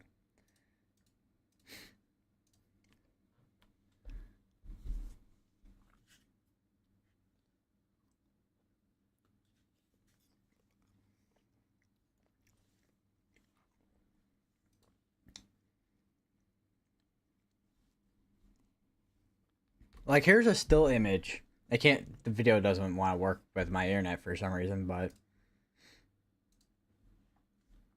this is a still image. Not the greatest quality image ever, but gives a general idea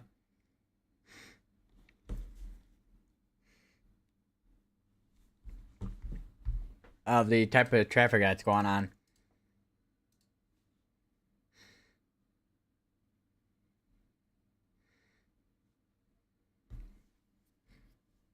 Hurricane update in 2 hours. That would be correct. 2 hours till the next hurricane update.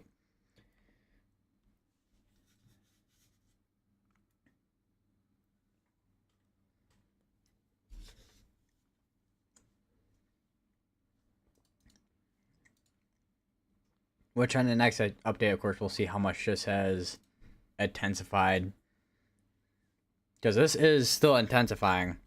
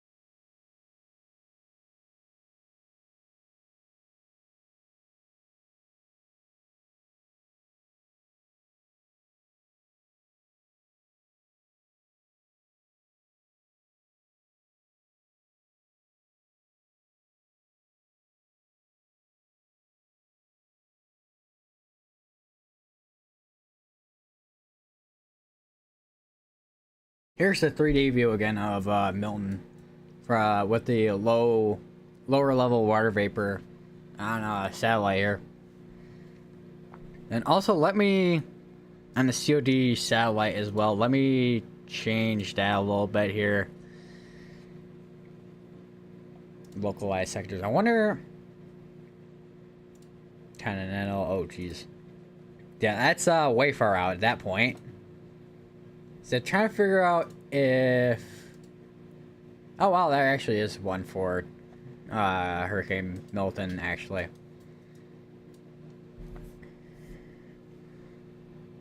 So there's still a lot of convection going on.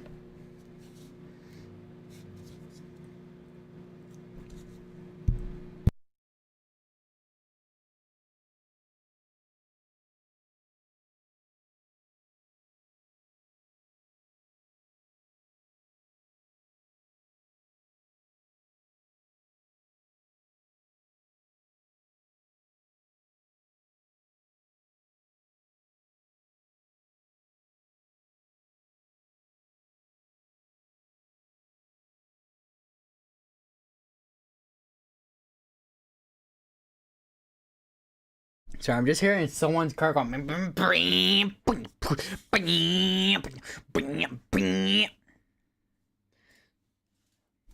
Also, let me fix the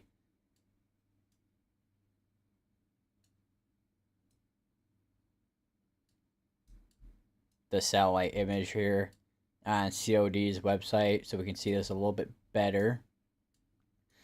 Which this one is a lot slower, unlike what's going on in Radar Omega. But you can kind of see it a little bit better with, excuse me. You can see it a little bit better compared to it being kind of sped up.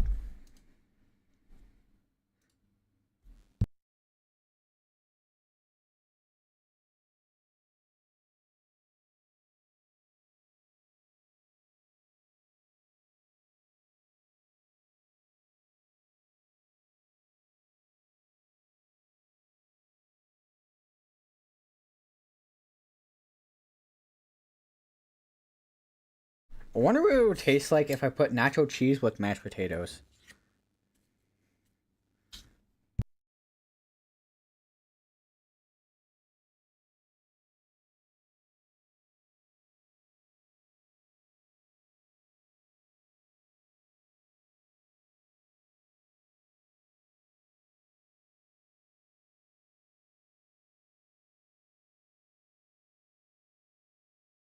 Actually, surprisingly not terrible. I mean, it is cheese, so.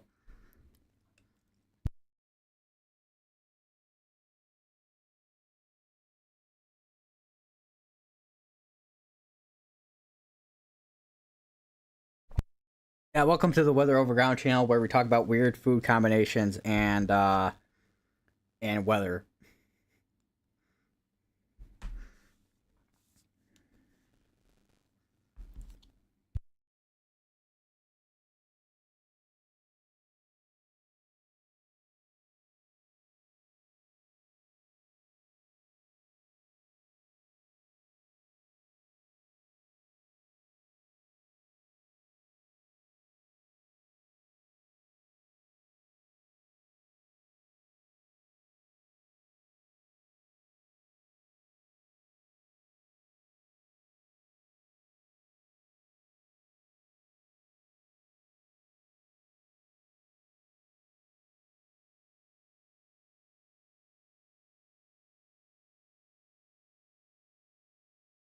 Oh, so you know how when you get those hot pieces of food that go down into your throat and then like into your chest? Yeah, that's what happened.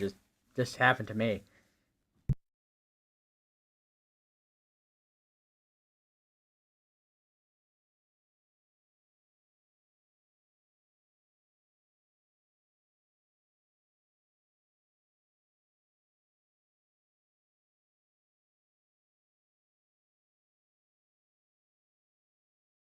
I think my chest should be good now after I just did that.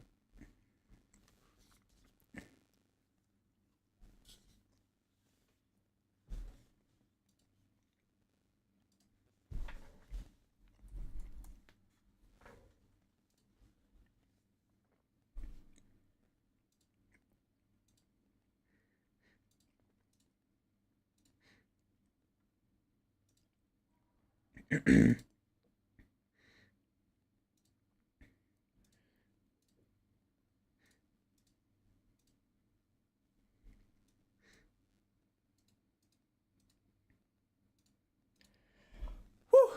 Okay. That's it. And good thing I have my water near me right now. Because that was hot food going down my throat and into my chest. All right. Let me just turn on my web browser source on OBS. So this is the current run, which is 18Z.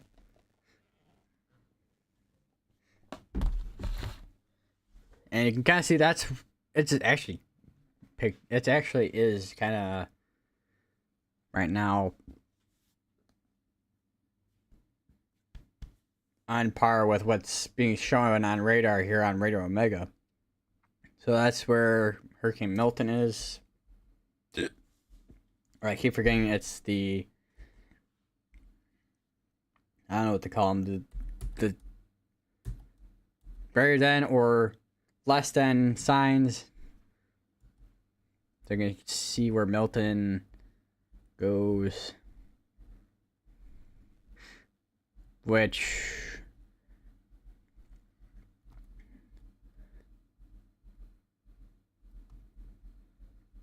next coming days. So this would be through tomorrow and Wednesday. This would be Wednesday right here where it makes landfall. That'd be a category 3. Around Cat 3. Wish I can go more in here. Actually, let me go to here. Okay, that's a lot better view. The GFS shows us making landfall in Tampa Bay area and just Tampa in general. Let me go to the Euro. See what that shows. Basically the same thing on the Euro. This one is the AI one, which is kind of a weird one, but it does a pretty good job, surprisingly. Which it takes us a little bit south of Tampa. Makes landfall just south of Tampa, looks like.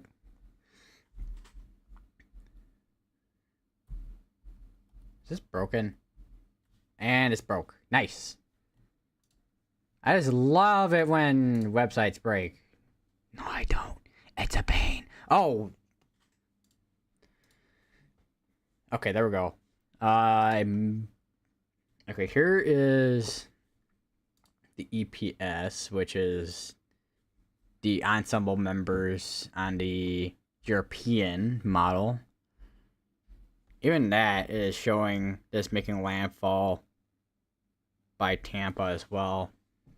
Let's go to GEFS. Even a GEFS is showing landfall near Tampa or directly on Tampa. Same with the icon for the ensemble members. Even that's showing Tampa landfall.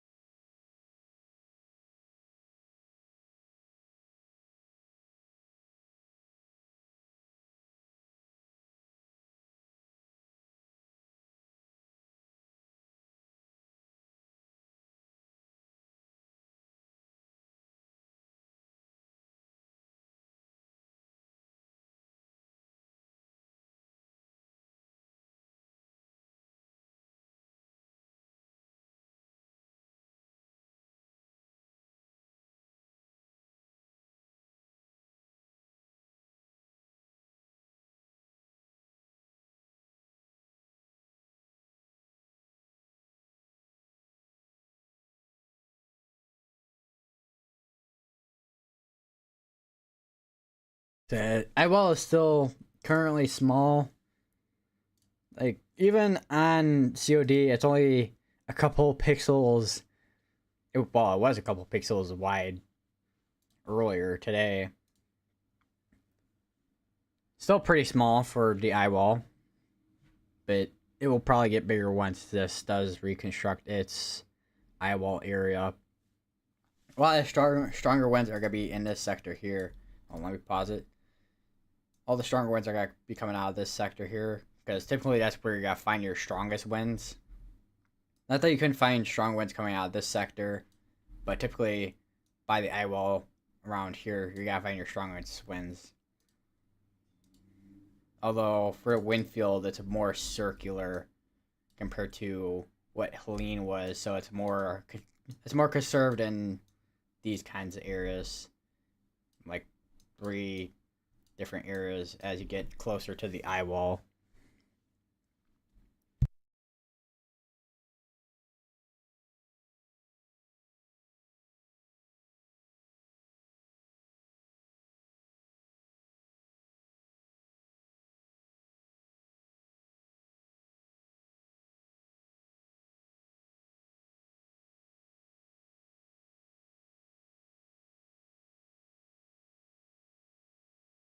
That is one difference between Helene and Milton, where Milton is smaller and more in a closer circle, where Helene was this big old hurricane, and a wind field was like out like that, with tropical storm force winds. Okay, maybe not exactly what I drew, but like more like probably like that. It was kind of like that with the tropical storm force winds. Also, one thing I just realized too, I don't have the Project Mesovort on, but we probably won't really see any Project Mesovorts going until Vince Walty and Brandon Kopic get down to probably around the Tampa area. Somewhere along between these areas, we'll probably see some type of Project Mesovort cameras.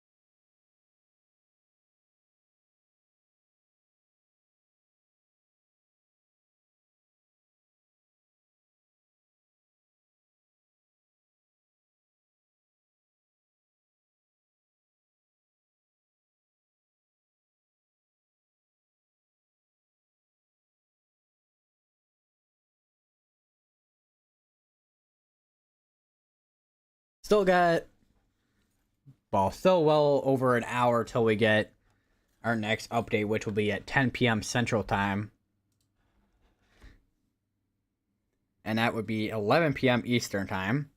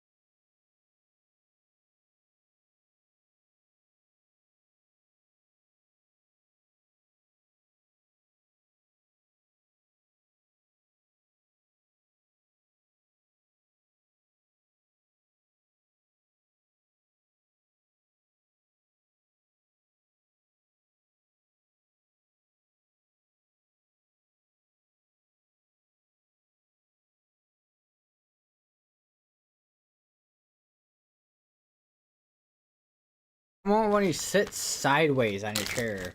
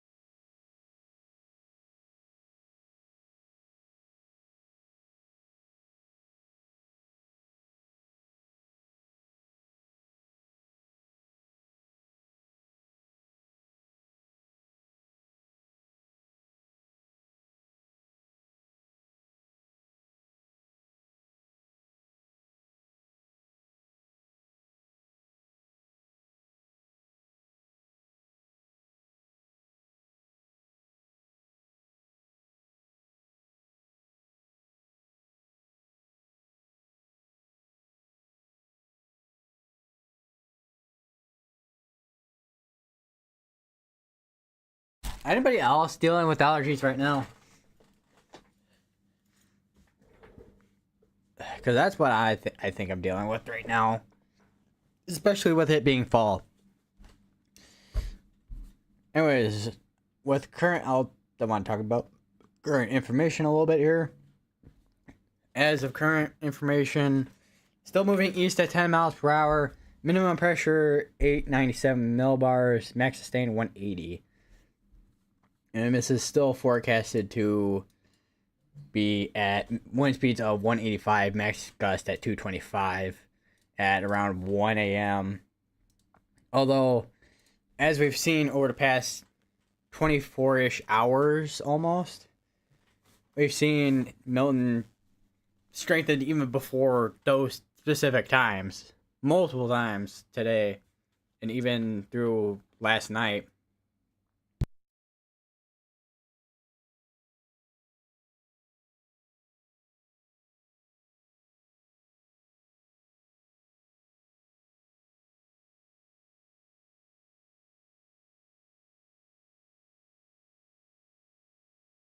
At this point, it's kind of a waiting game at this point for the next update, which I'll be probably waiting a while for, since it'll be still not for a while still. Almost gotta wait almost an hour and a half almost still. Currently, it's only an hour and 40 that we gotta wait till the next update for when it comes to Milton. Because I'm pretty sure Recon is still out there right now. Yeah, Air Force and NOAA. They're both out there.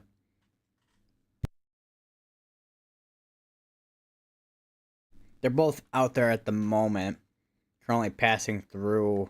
Well, NOAA already just passed the eye a little, like, probably, I want to say half an hour ago, probably, at this point.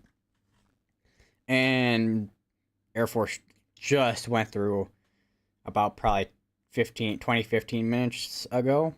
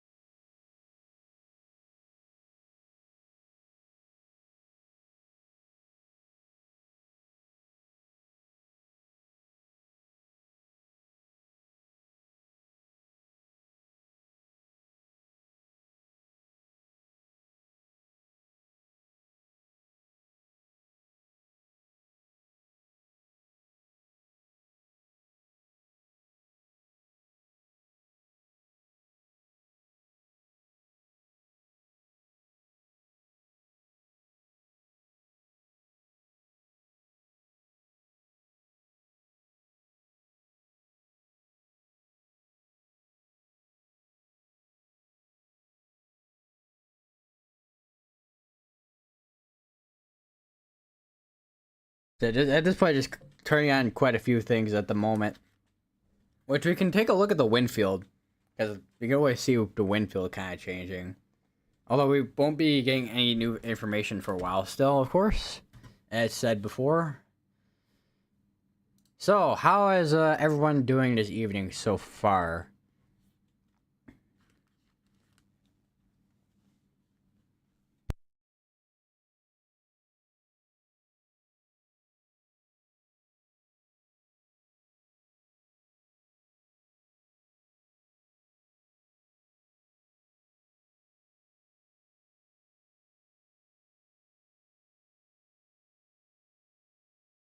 So I will say, today does not feel like a Monday for some reason. Feels more like a Wednesday or something.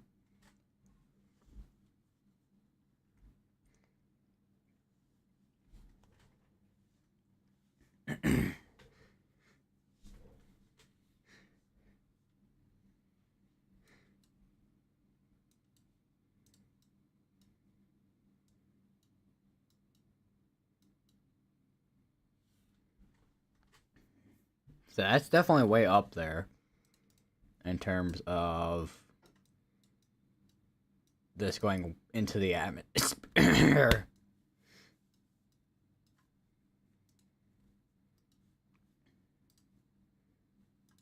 Would be kind of cool if I could eventually, once I can use GR2, once this starts making its landfall, then I could take a look at the cloud structure from GR2.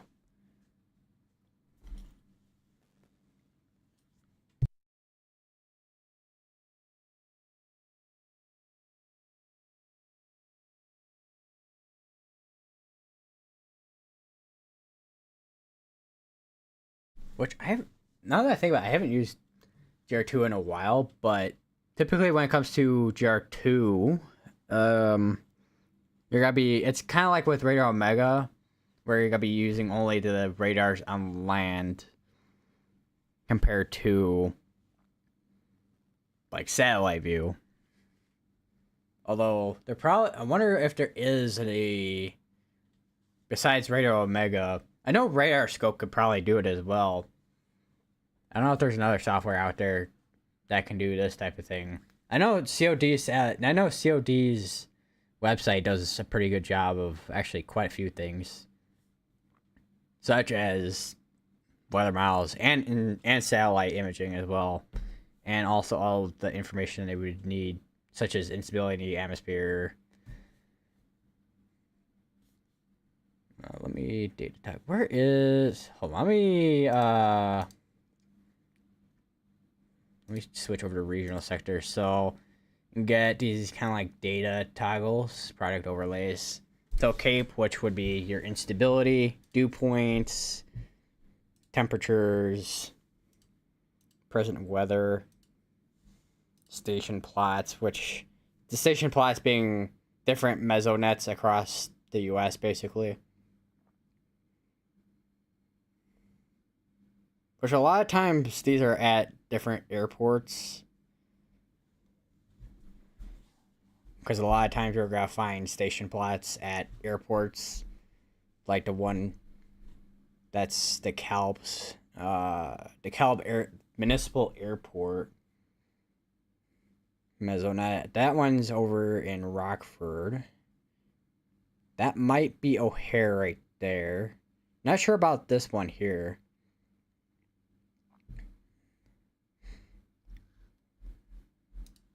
Wind gusts, which, I mean, not really got to see a whole lot of information on that one. Composite radar, so that's just, it's like a mosaic of all the radars across the country of what they're seeing. So if I kind of just pause that and then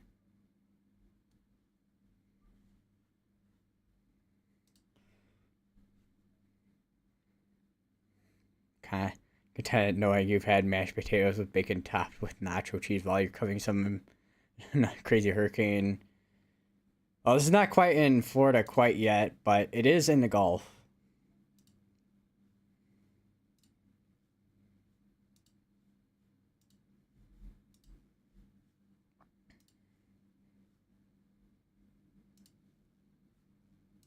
So I'm having a struggle trying to find what I need sometimes. Was trying to find specific satellite images on COD, but I've gotten used to using the site.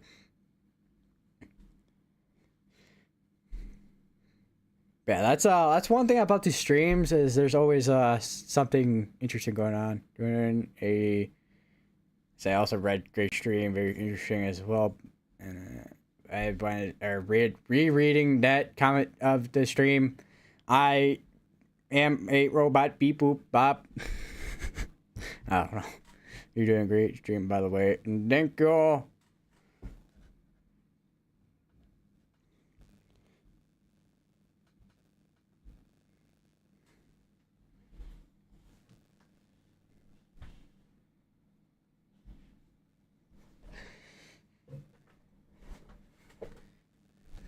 Even though sometimes I cannot speak English, but at that point, I feel like me not being able to speak English is kind of like a like a brand identity at this point. Not really a brand identity, but it's something.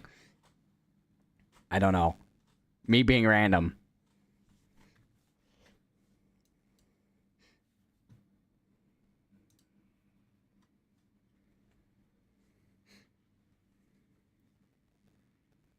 I will say about Hurricane Milton, it's still not struggling at all with dry air at the moment.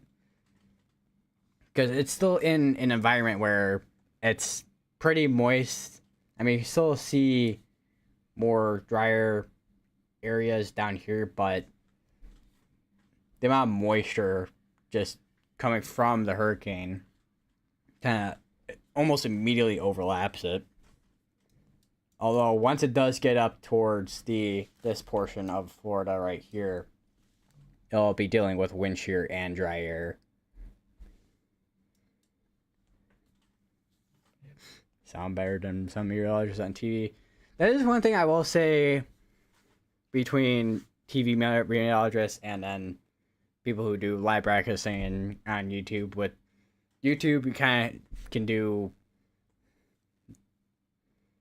like your own time on like a live stream, like your like own time on live streams, and go live more often and cover more compared to local live stations. Although I will give credit to the one meteorologist in Minnesota who is still live even throughout the night when every other news station was still was actually offline as the storms were moving away from the Twin Cities. I forget which TV station it was, but a lot of smaller local TV stations could be sometimes more reliable than your bigger news stations.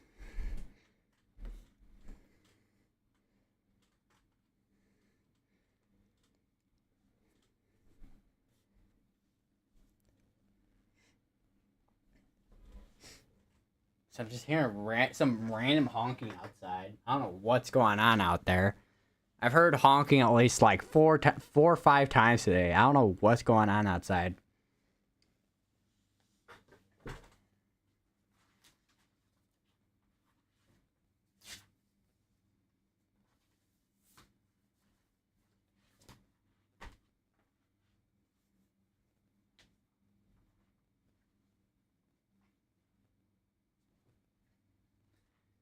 And then also another thing too, when Minnesota and Iowa and Wisconsin were having severe weather, I forget which day it was. I'll have to take a look at my previous live streams. But I know it was sometime, I think either in August. I think it was August.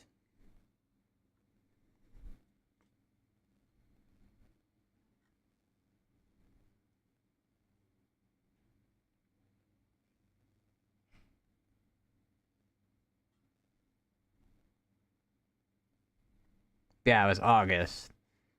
August 5th, 2024. When there was, I think it was a 5% risk at the time. And between Minnesota, Iowa, and Wisconsin. And I was live streaming for almost 8 hours straight. You have fans outside your window. That's all the honking.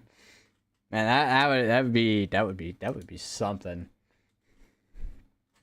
Yeah, it would not be in terms of, I will say, when it comes to long live streams, it wouldn't be the first time that I've done long live streams, because the 8/5/24 live stream, which is when I was covering a lot like a small scale outbreak in the Midwest, that almost went for 8 hours. And then I did on 8/4/24, which is when Hurricane Debbie was a tropical storm before it made landfall as a Cat 1 in Big Bend, Florida. And then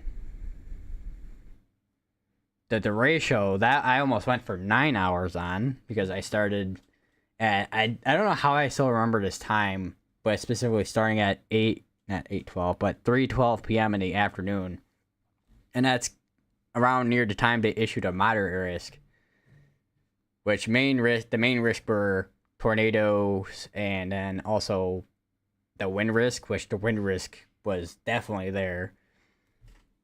Same with that tornado risk. Although, of course, with the ratios, you're going to have more brief tornadoes.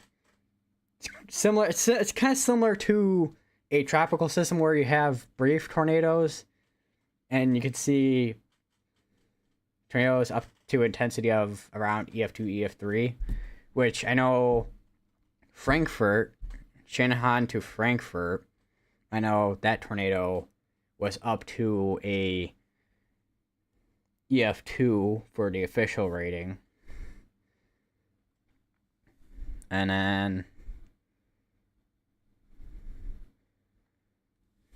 it was 7/10/24, which is when there were still remnants of Beryl, which was in the northeast in places such as Pennsylvania, New York, even Vermont and New Hampshire. Although Vermont,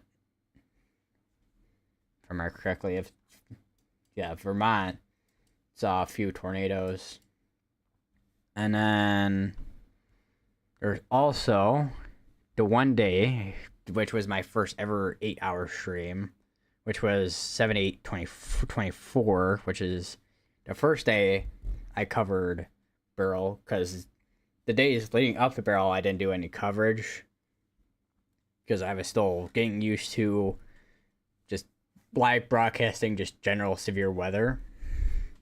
Which now, as I've gotten more comfortable with live broadcasting, I can do stuff like what I'm doing now with doing live broadcasting for hurricanes, which so far I've done for, well, extended coverages for Helene and now also Milton.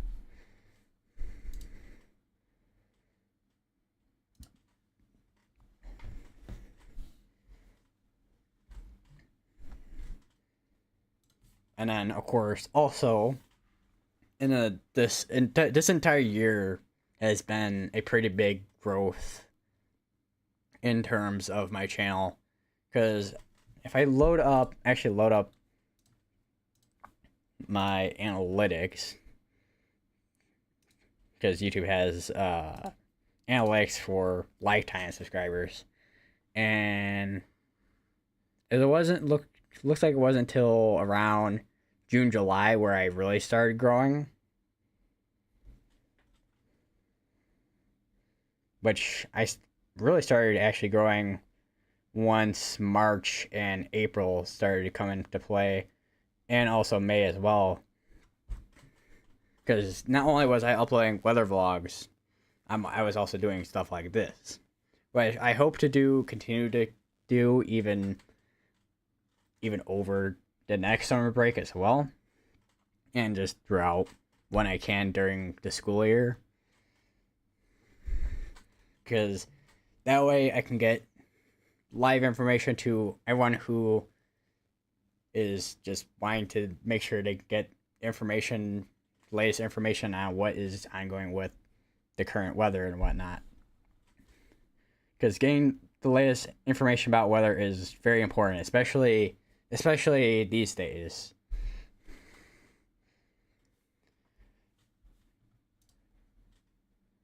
Do I have a wind gust map? Let me try to see if I can find that.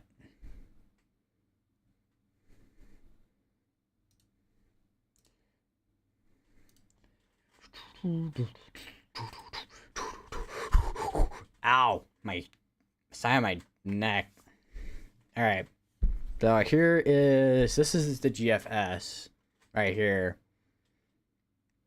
See a lot of strong wind gusts on this. I think this is on landfall as well. This is on right now too, with the current thing I have it on for GFS, which there is quite a bit of strong wind gust. That because NS is right on landfall too, so 50, 47, 56, 61, then outer band 66, 70. Yeah, pretty strong winds coming out of this once this makes landfall. I just gotta say too, because I know you were mentioning earlier with the tall trees that you do have. I say this could definitely do some strong impacts in terms of wind gusts. On the coast, of course, it'll get most of the stronger winds, but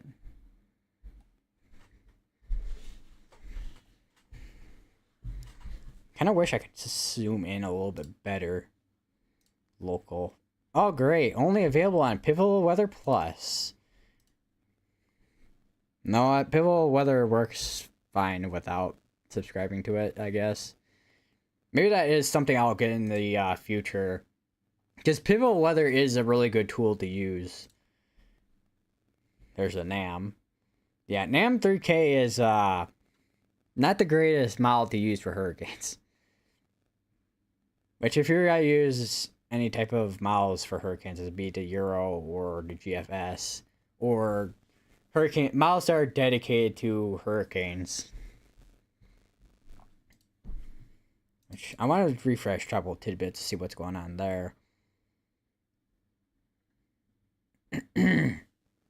So NOAA and also Air Force are out there currently. Still. Status finished. So does that mean I got an update? Okay, no. Okay, I was like, update? Maybe? Because it'd be nice to get an update sometime soon.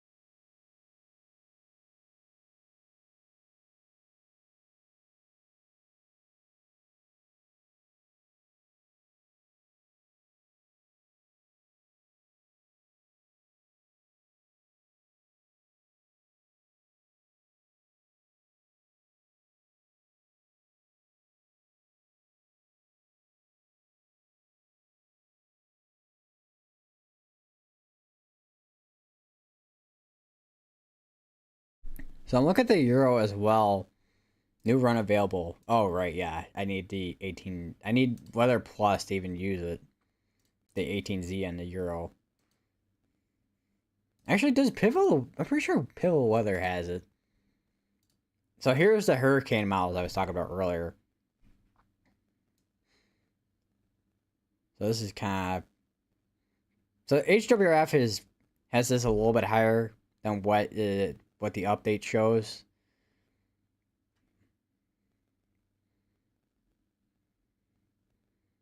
But the HWRF shows this going north of Tampa with the eye wall.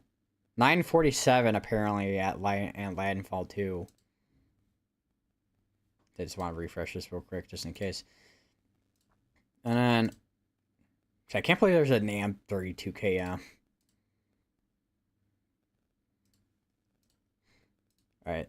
Euro... Where is this at? Oh, there. So this is kind of what we're looking at on Pivotal Weather. So I wonder if lower dynamics, upper dynamics, thermodynamics, no, yes, okay, maybe this. Oh.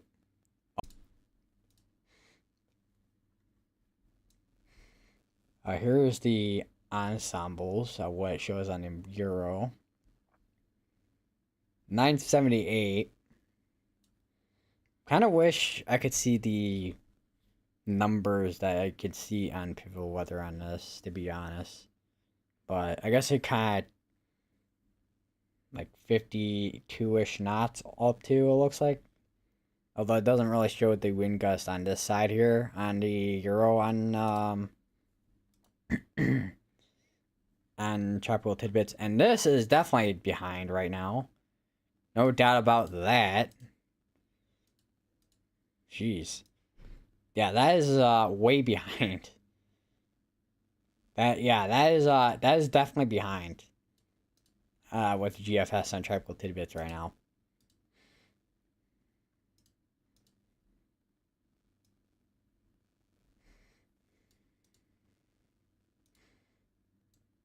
Although looking at this kind of shows it a little bit better. Although this is still kind of behind still on Tropical Tidbits compared to Pivotal Weather.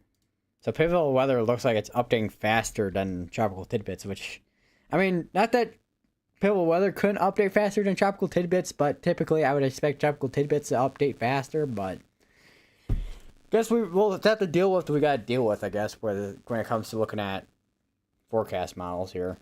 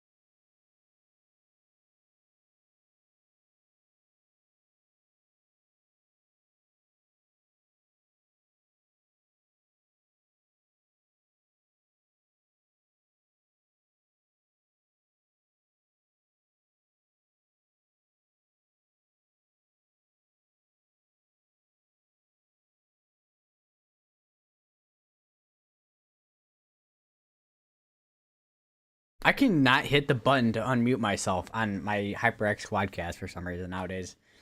Like I miss the like where the button is, the tap is. So I like hit the side of it and I completely missed the mute button. I'm like, dang.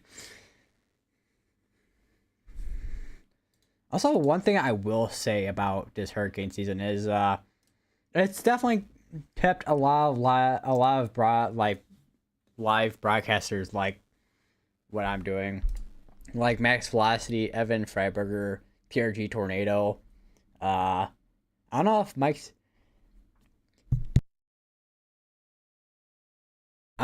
from Mike's web page, how much he's done with streaming. I know I saw him streaming earlier today. I don't know if he's streaming right now. Let me take a look. Yeah, he's streaming. Daily Brew.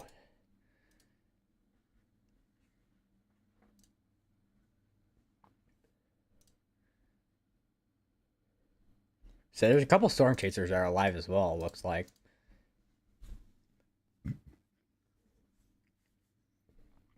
How strong will Gus be? Hold on, I need a hiccup real quick.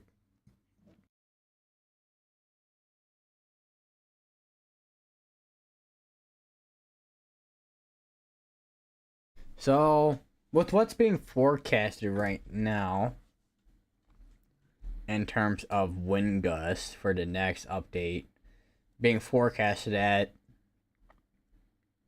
225. That is very strong wind gusts. Winds, max sustained wind speeds at 185 as well.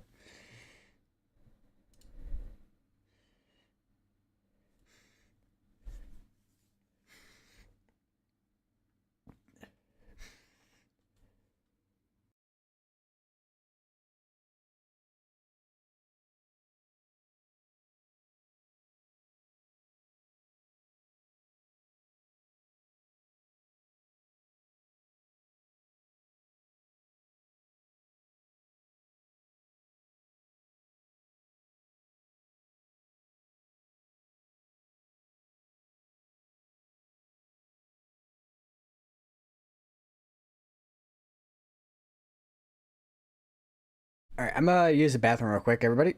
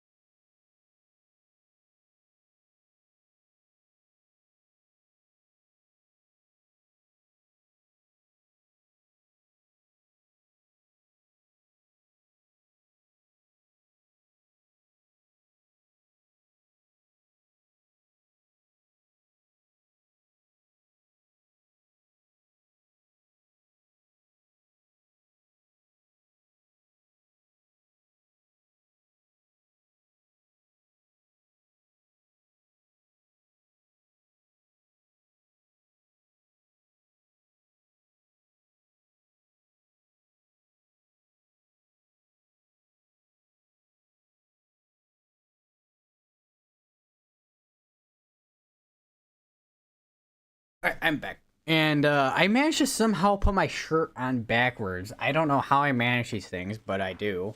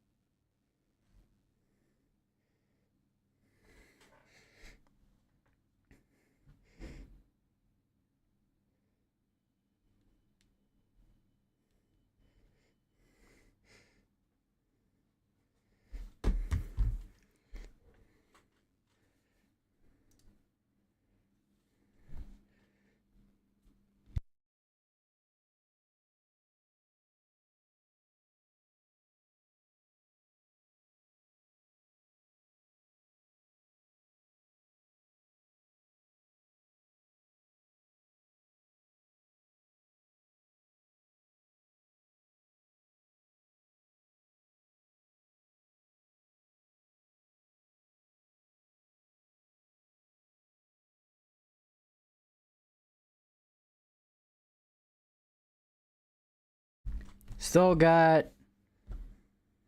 Still got. Oh, Jesus. Echo much.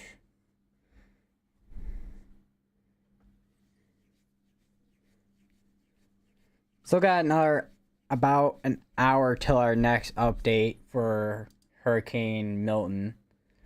Because the next update on the public advisory was 10 p.m. Central Daylight Time.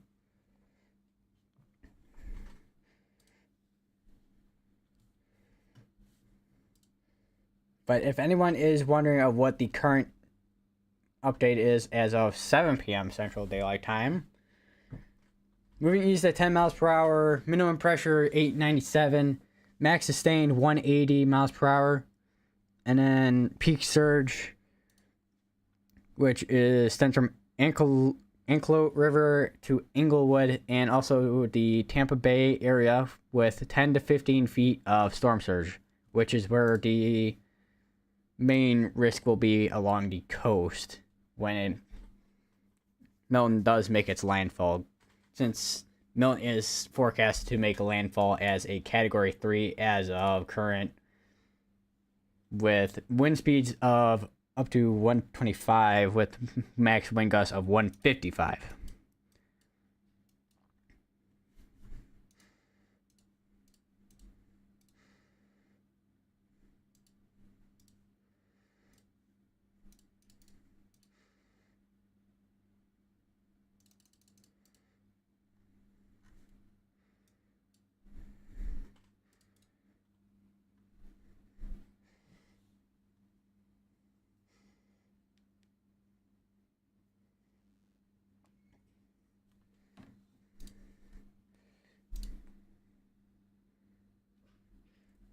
I like how with YouTube, no matter what, like what channel it is, like even it shows like for you, even for my own page, and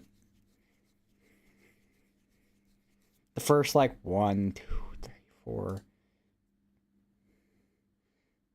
5, 6 are tropical storm related, and then 1, 2, 3, 4, 5. Well, actually, what number did I say before? Hold on. So 1, 2, 3, 4,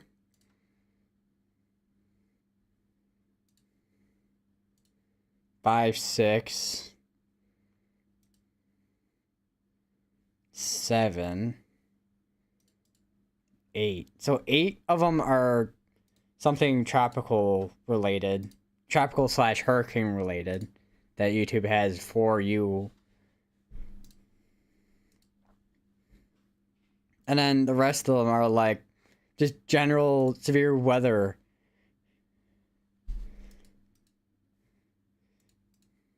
I swear YouTube has something weird, some weird things going on, not gonna lie.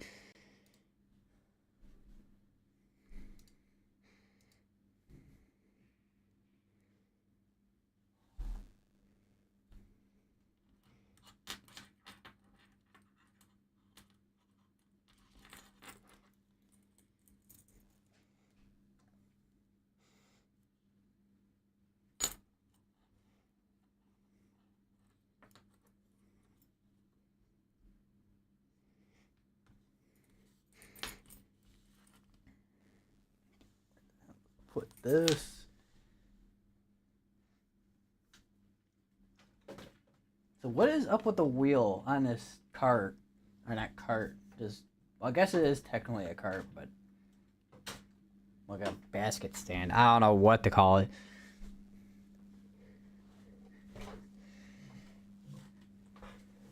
So what other random things do I have in my room in terms of snacks? I have some, what's the word I'm looking for? Breakfast bars. And then also some, I don't, like birthday cake flavored, I don't know what they're called. Completely forgot the name of them, but it's like birthday cake, like chocolate birds or something like that. I don't know. I can't remember the name of them. Hey guys, welcome back to a ASMR channel.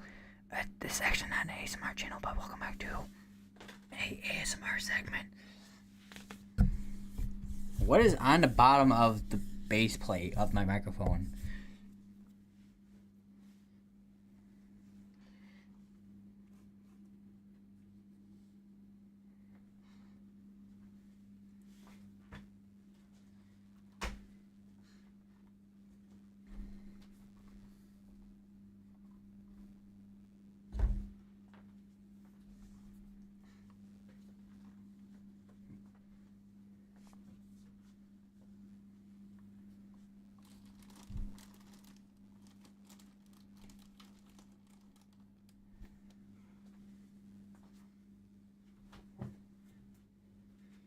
So, does anybody else in chat have a Minecraft armadillo? I do.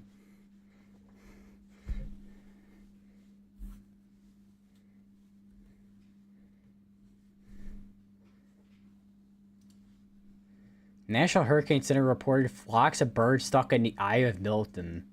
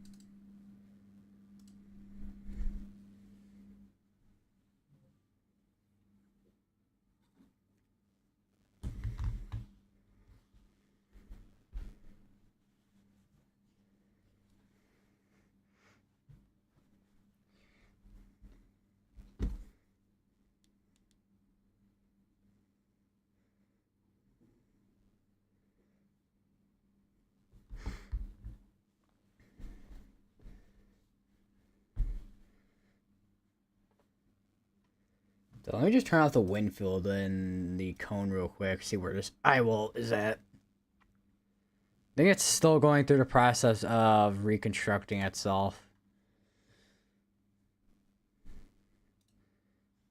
Although on the LWIR, there's still an eye wall there. And the LWIR shows a lot better than the lower level water vapor does.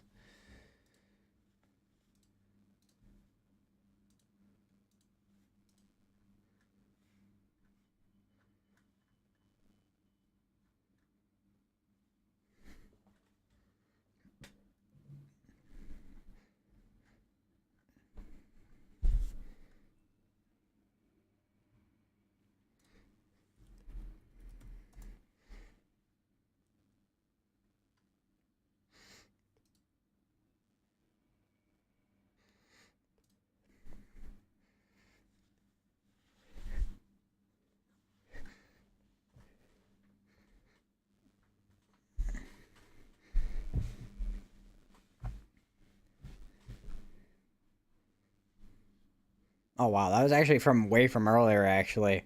There were birds that were stuck in the eye of Milton.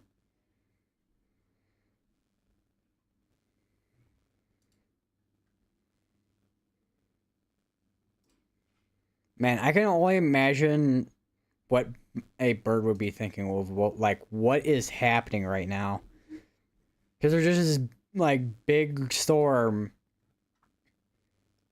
and you go right into the middle of it and you're trying to figure out how you're gonna get out. Because birds typically don't want to fly through strong winds, that's for sure.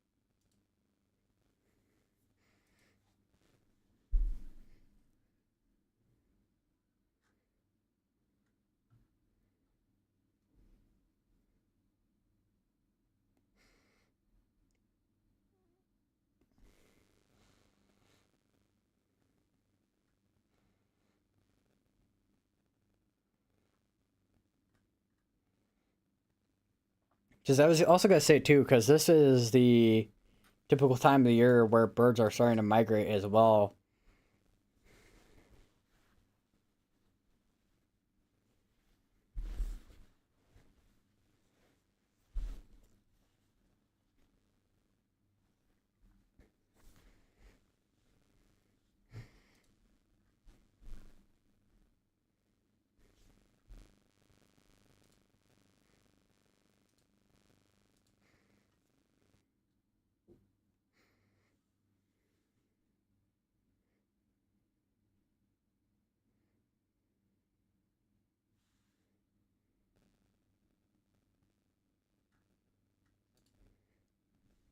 Now here's a good image.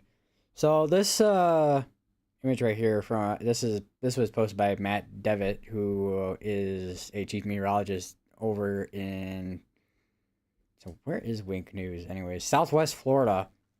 And these are all the different types of the height of each storm surge. So this is the lower amounts of storm surge right here.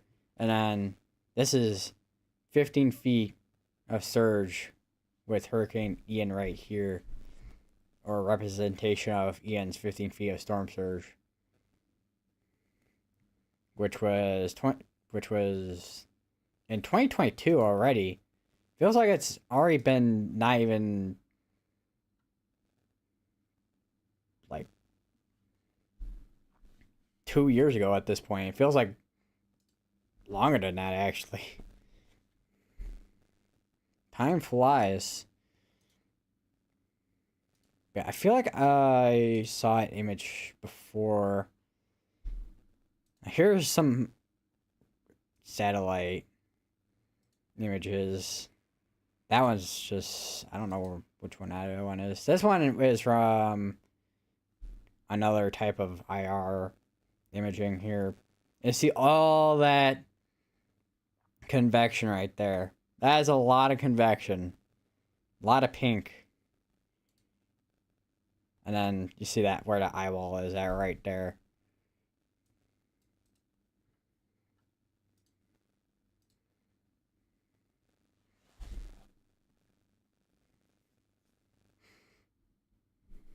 It's National Weather Service Miami. Water spout possible. No hail expected, of course. See if we get it. Still got another not 45 minutes. Still got another, well, 54 minutes till the next update, which I'll be waiting for. And then after that, I'll end the stream for tonight, and then I'll be back tomorrow, probably, depending on what has. Well, a lot will have been changed and gone through a lot tomorrow, especially with how this hurricane's been developing. And then Wednesday will be the bigger day.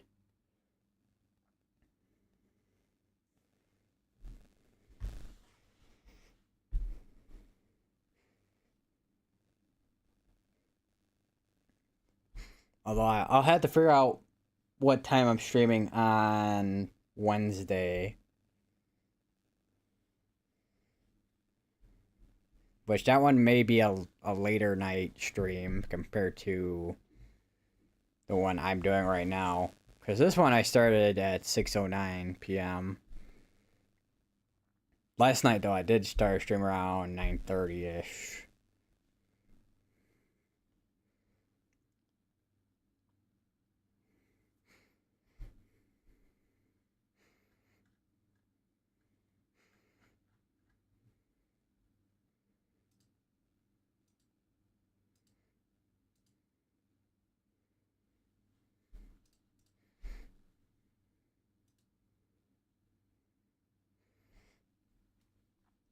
That is one thing I will say about hurricane live streams is that these type of live streams these are gonna be the latest streams I've ever done compared to other live streams, because other live streams I've done around 3, 4, 5 o'clock, maybe sometimes 6, 7 o'clock, but generally between 4 to 6 o'clock.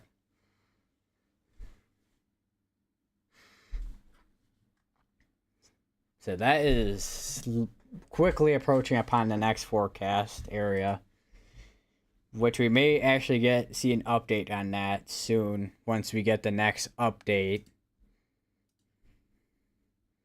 which will be at 10 p.m. Central Time.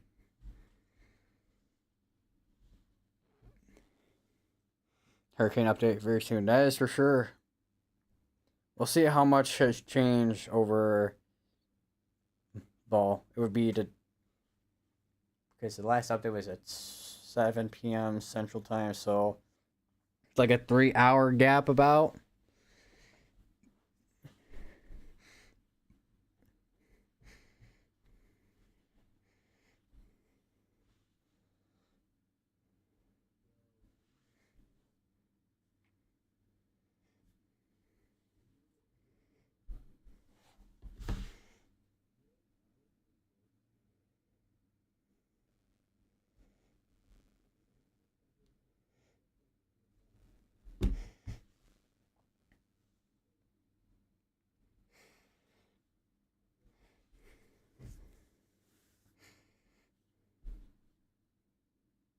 Well, Hurricane Milton's name be retired? I was gonna say, I guess we'll have to see because typically hurricanes that do quite a lot of damage, their names get retired. And this, as of the current forecasting, the current projected track, it's heading right towards Tampa still, which would probably make this a name that's gonna get retired probably. But we'll have to see.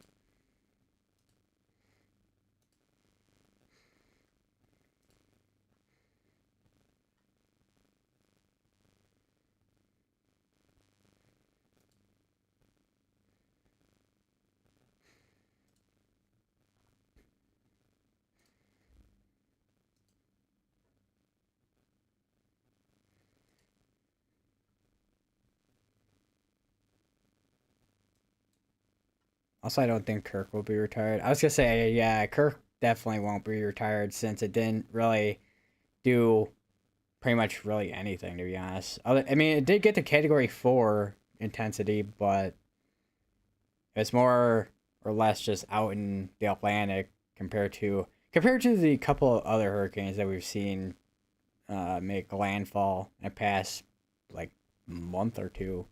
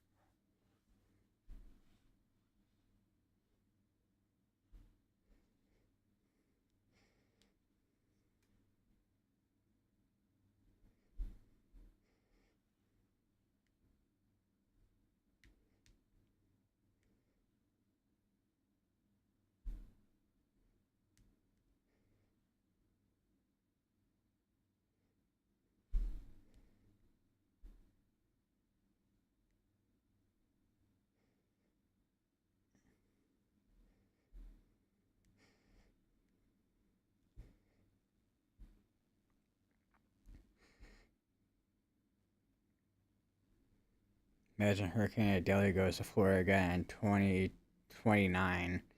Oh boy, that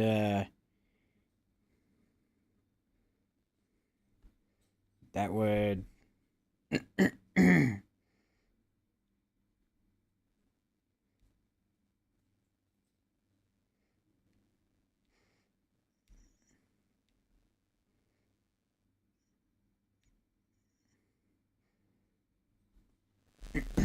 that would be a situation, that's for sure.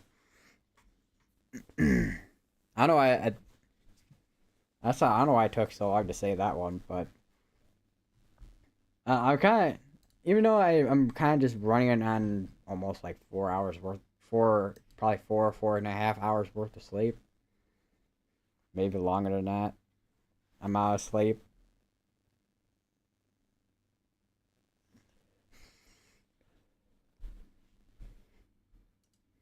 but I've got to sleep probably a lot better this night than I did last night. Expecting to be retired. I was gonna say yeah, because Idalia, I'm like, because that was last year as well. Damaged $3.5 billion. Post tropical formed August 26th. Post tropical August 31st. Dissipated September 8th.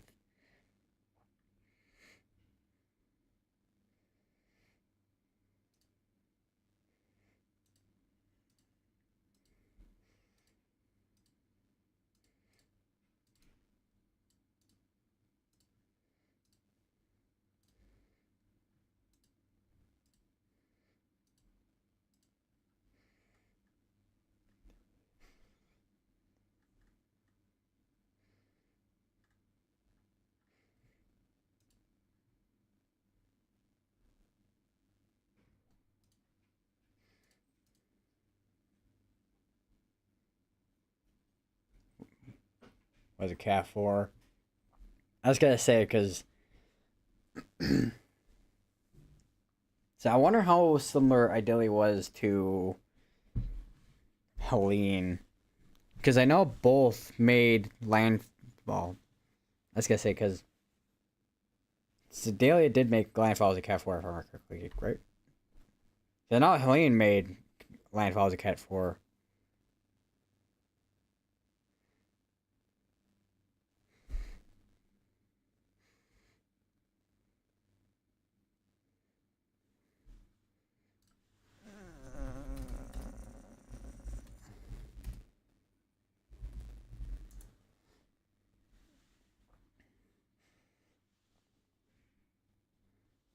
Category Delia briefly strengthened into extremely dangerous Category 4 or called Medical early guns. Play back to a Category 3 before making life out of Keaton Beach in a Big Bend region of Florida.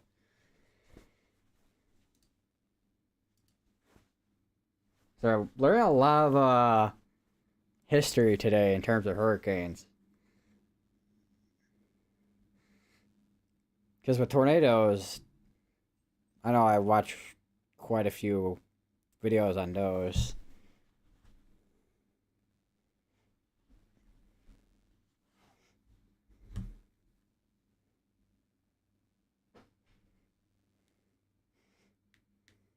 Crazy how Irma, Ian, and Idalia all started when an eye and hit Florida in just 6 years. They were all Cat 4.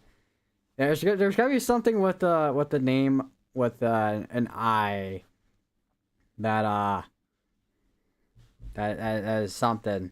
I don't know. Also, I was gonna say too, with the hurricanes this year, with Debbie, Francine, Helene, which they're all kind of like names of like older ladies. Like I remember watching a tweet. Watching a tweet with reading a tweet where someone said old ladies are after us. Old angry ladies are after us. I'm like, oh, I mean,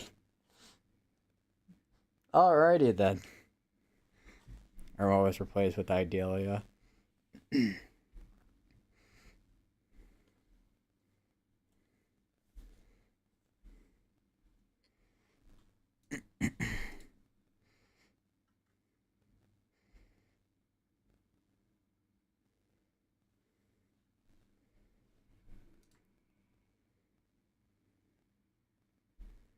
Hurricane. Ah, yes, Hurricane Donna.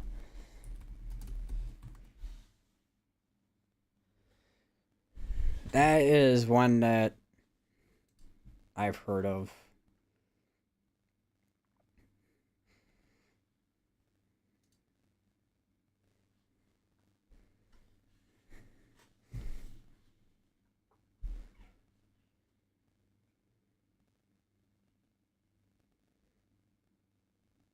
Of course, an old lady name. Of course it is.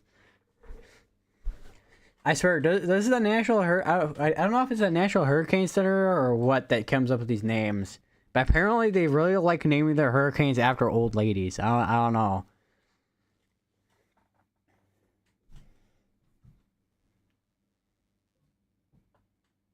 Then Hurricane Hillary.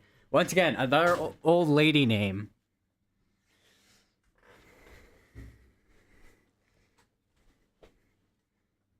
Oh my god, Hurricane Obama. That would be the day when the National Hurricane Center starts using president names. Which I don't think they would, but who knows?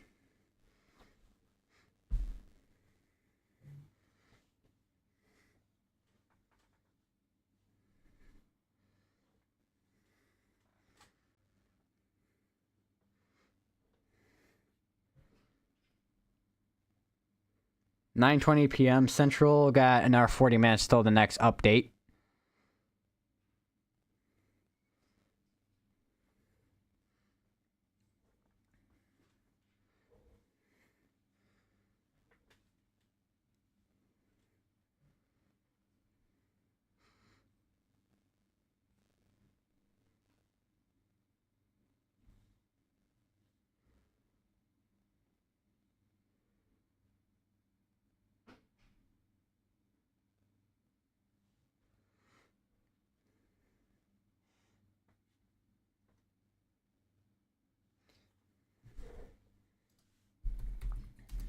So that makes me think of just maybe think of something, because I think it was on Mike's weather page that we were looking at with all the different hurricanes that have made landfall from 1960 to 2023.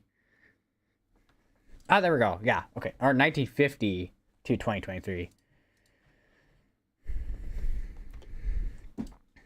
So got hurricane. Well, that's definitely hurricane there. So Hurricane Danny, Hurricane Baker, Hurricane Sally was a thing apparently. That was that Category 2. Ida, of course. Isaac. Isaac, I feel like I've heard in the past, but I don't know if that's ow neck. I don't know if it's this specific one or not. Harvey, Carla, Hurricane Carla. Hold on, I just realized I probably have. Hold on, hold up.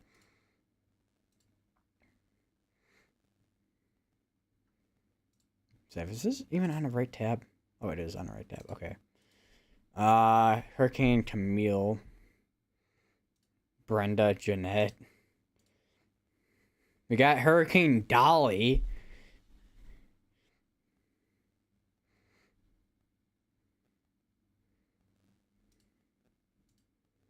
What else we got over here? We got Irene.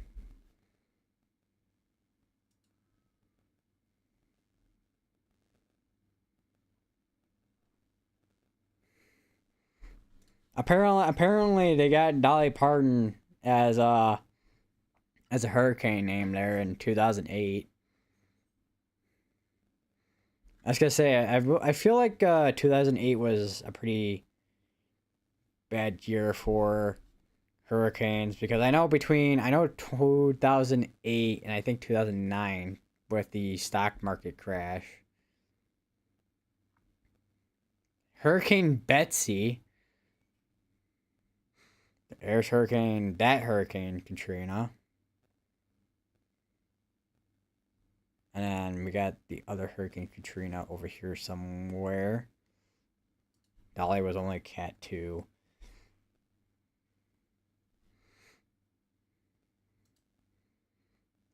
Hurricane Earl.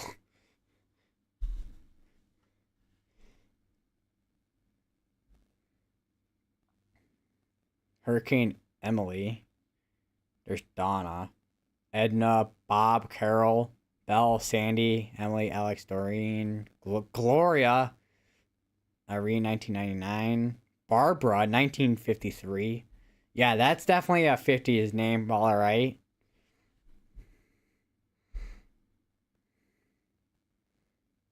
Two 2011 Irene. 2014 Arthur. Arthur, I have a plan, Arthur. I really need to get into playing Red Dead Redemption 2.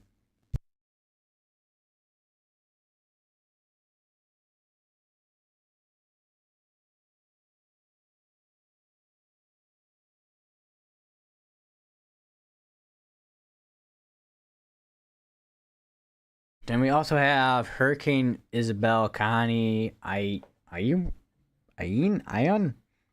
Not sure about that name. Bertha, Fran, Diana, Charlie, Matthew, Gaston, Floyd, Bonnie.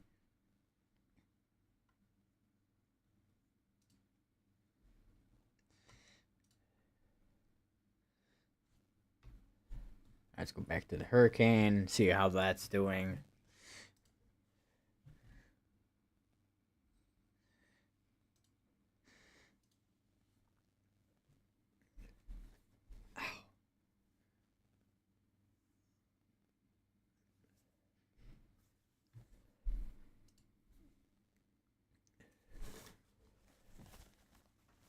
Was a major Hurricane Doreen, which was Cat 5, was a major for Cupid, will be reused as Dexter in 2025.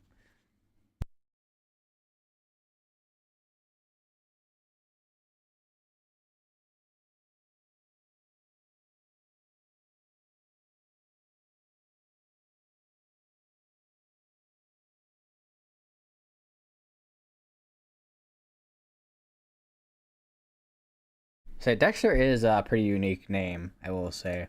Also, I did find the names list for the Atlantic. So right now we are on Milton. The next one would be Nadine, and then Oscar, Patty, Raphael, Sarah, Tony, Valerie, and then William. So I don't think there's ever been a hurricane with a Y or Z name. Unless there has. I have no idea. Let me take a look. Yeah, I don't think there actually has. Yeah.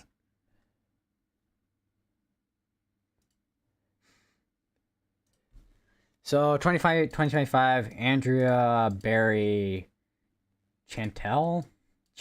What is that name? Aaron Ferdinand Gabrielle Humberto Imelda Jerry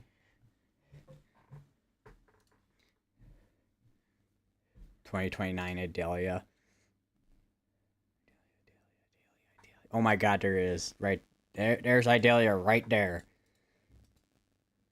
And also Emily's also being renamed, not renamed, also being reused as well.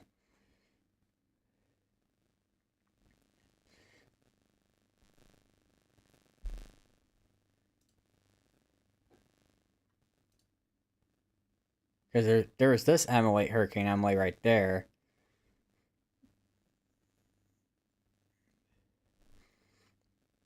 I don't know if there was another one or that was the only Hurricane Emily.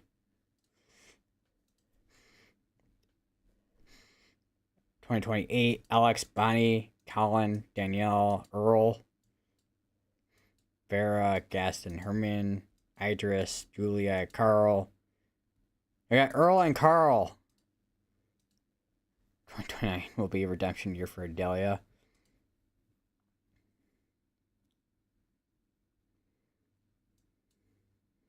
Nicole. Hurricane Nicole. Yeah, that sounds like a great name for a hurricane.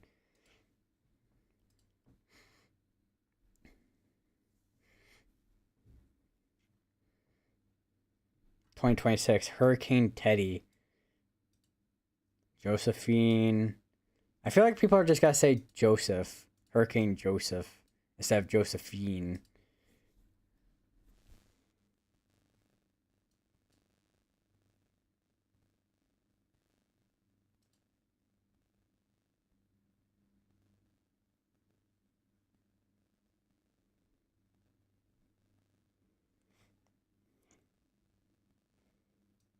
Hurricane. Okay, who spells Rebecca like that? Hurricane David was Cat 5, the most normal name. I feel like that's like not only probably the most one of the more common names. It is. I mean, it's normal, but ow, side of my neck. Seriously, like common but normal. I don't know. Hurricane Karen. Yeah, Hurricane Karen coming to ask for the manager.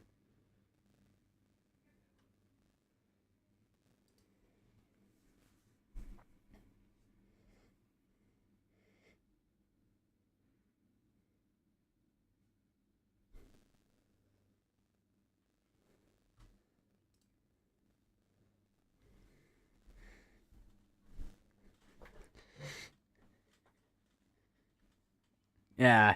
I say when that becomes, because what year is that? That's next year. I swear, I'm just imagining right now all the Hurricane Karen memes that are gonna be coming once that becomes a hurricane. I'm just imagining it right now. I mean, it could still be a tropical storm, and there would still be a ton of memes about it, anyways. I'm just waiting on all the memes on whether Twitter. It's gonna ask for my manager. Yeah, it's gonna ask for a manager and ask for you to get fired, even though you are the manager.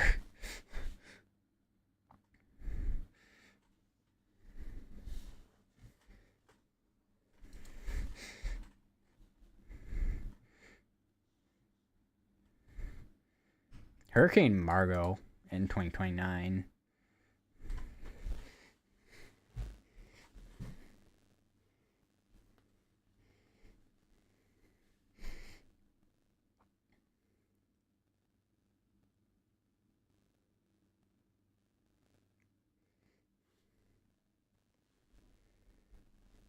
Used to call it every 6 years.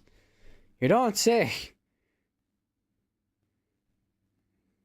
Future use of his name for a different storm would be inappropriate for reason sensitivity. If that occurs, then at annual meeting, WMO committee called. What would Hurricane Milton be reused as? Melissa, apparently. And then Marco, Mindy, Martin, and Margot. So next year it would be Hurricane Melissa or Tropical Storm Melissa, for that matter.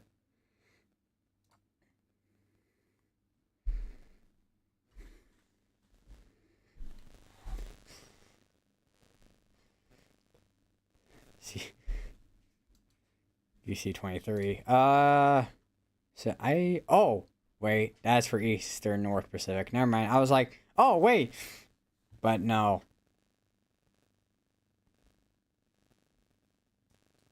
If Milton isn't bad, it will return in 2030.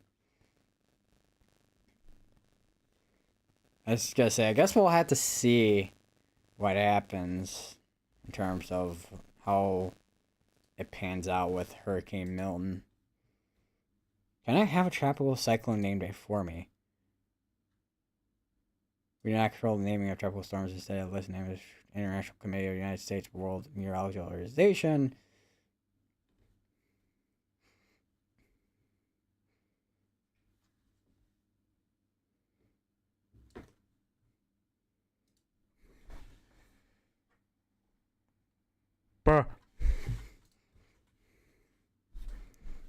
Yeah, so it looks like they only have the next, well, 5-year-ish. Of course, they have the current year, of course, but once this year is done, I guess we'll see 2030.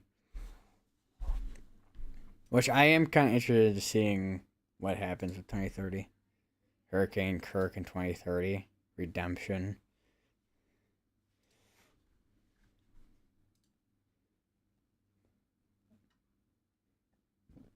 Oh, hey, they got the basin storm name pronunciations. Alberto, Beryl, Chris, Debbie, Ernesto, Francine, Gordon, Helene, Isaac, Joyce. I keep forgetting what was Joyce, anyways. I think that might have been a fish storm, if I remember correctly.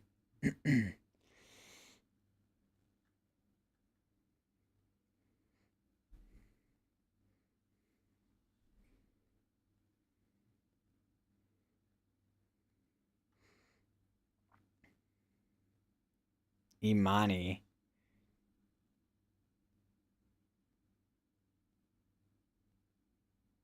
Henry. Henri. Apparently that's Henri for this. Helene is retired, right? I think it is.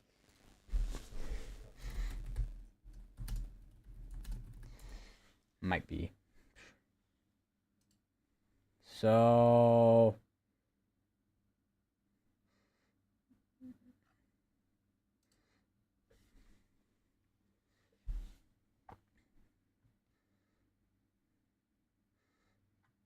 I'm trying to find something to see if it is.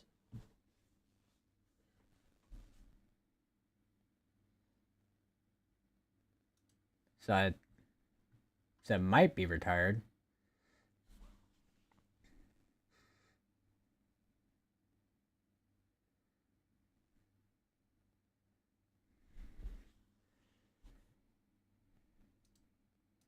Because I can't imagine it being reused after the amount of deaths and damage it did.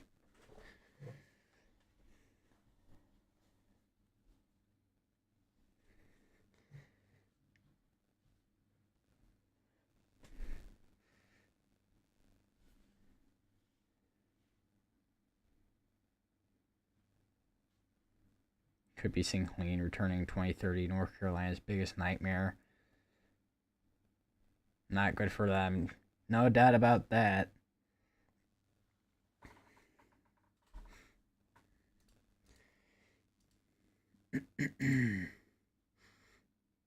Alright, so looking at the time, got about 24 minutes still left till the next update.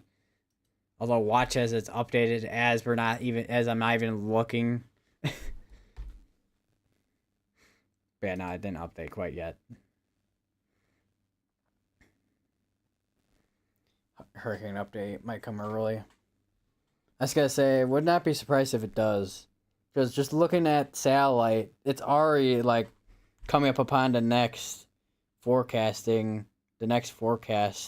point. So we'll have to see what happens.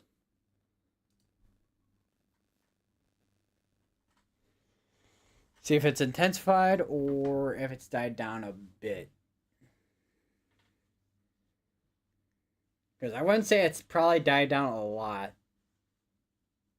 Man, I think they're gonna make it landfall week category 4. I mean, there's a chance that they do make it that.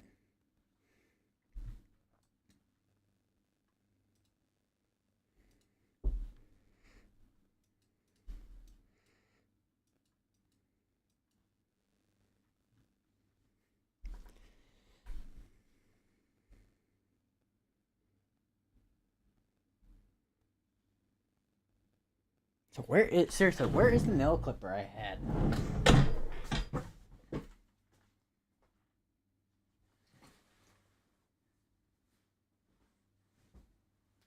Like, I had a nail clipper in my room, but I don't know where I put it at. Don't you just hate it when you misplace something?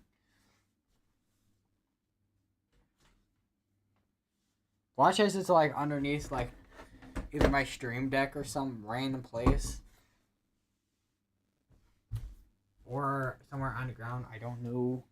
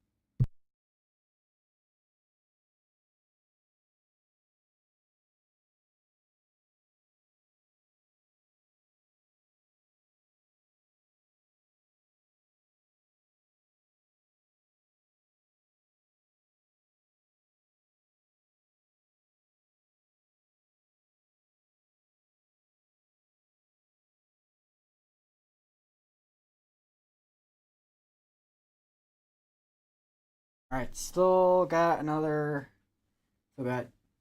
minutes till 10. Oh, there we go. Early update. Alright, so this has actually decreased in strength a little bit. It went from 180 to 165. It went from 897 to 914, moving slower by 1 mile per hour. And let me sit down real quick. So this is now slowly starting to lose its strength. Although I have a feeling once it's back into the morning hours and daylight hours, it's probably got to re-strengthen again, possibly. But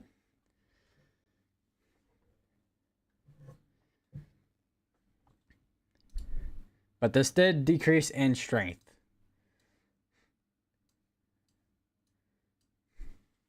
Public advisory number 12. And there's also a forecast advisory number 12 as well.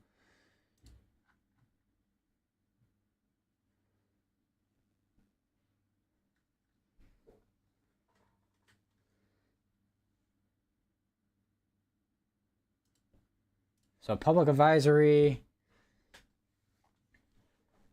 Category 5 Hurricane Milton moving near the northern coast of Yucatan Peninsula. Milton poses an extremely serious threat to Florida, and residents urge to follow orders of local officials.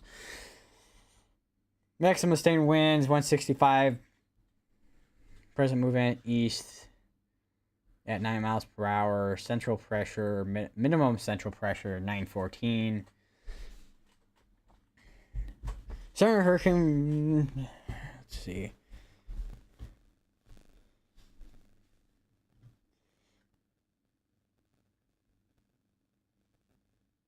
So, tornadoes. A few tornadoes are possible over central and southern Florida Tuesday night through Wednesday.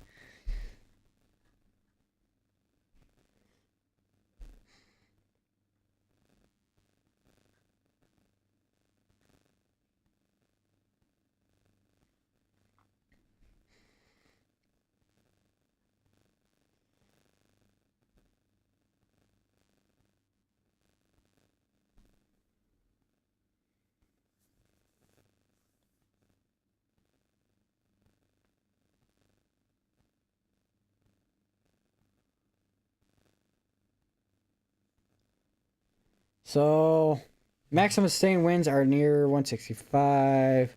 Milton is a catastrophic, potentially catastrophic Category 5. Fluctuations in intensity are expected. Milton is forecast to remain an extremely dangerous hurricane through landfall in Florida. See if we get any updates on here. So so Radar Omega is still updating currently with the next update. But we do now have a update. Do we have any updates on Storm Surge? Storm Surge still relatively the same. Rainfall total still the same. Flash flooding still actually changed a bit actually. So the red areas are not as extended towards here, and this got shortened a little bit here in this portion of Florida and Georgia. So now it's these areas here. Not as much red as from earlier.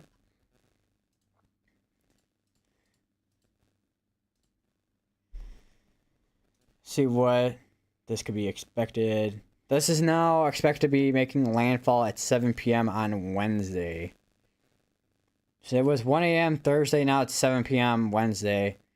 It's been bouncing between the two quite a lot.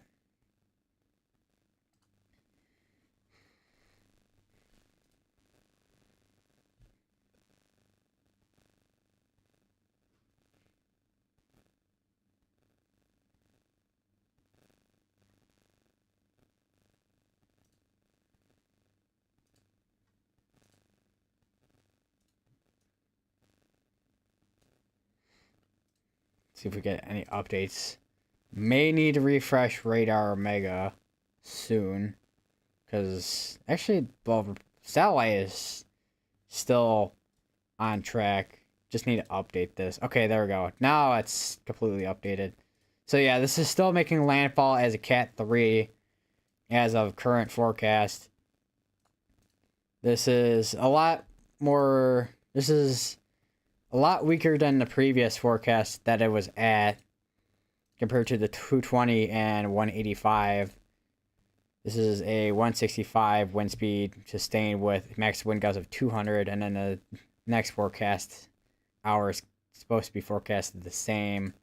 And then this is also tomorrow evening for this one, 160 with the wind speeds max sustained with max wind gusts 195. And then for when it starts making its way towards Florida more, this is when that between tomorrow and then also Wednesday when that tornado risk is starting to increase.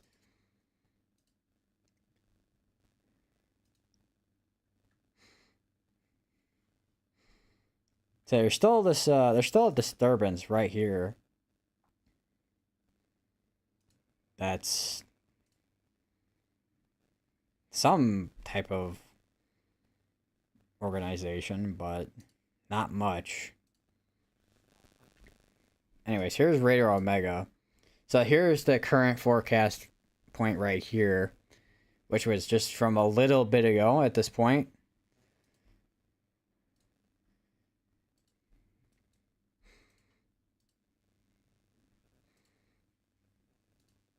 So between these 2 points here, they're basically the same to continue the strength, and then starts dropping off tomorrow evening.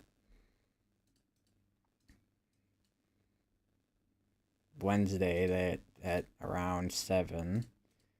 And this is evening hours, which I have a feeling this could be making, even if this is forecasted at that time, I feel like we could see a landfall even earlier than 7 p.m.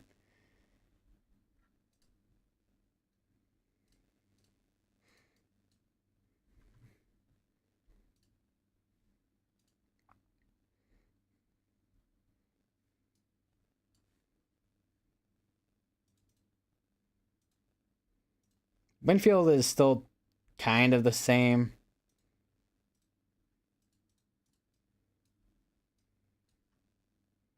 The Kona uncertainty. So this is now actually a little bit more, going a little bit more now south compared to north, or even actually right on top of Tampa. Although this still could make pretty big impacts to the Tampa and the Tampa Bay area and St. Petersburg. Basically this general area that could still get pretty big impacts once it starts making landfall.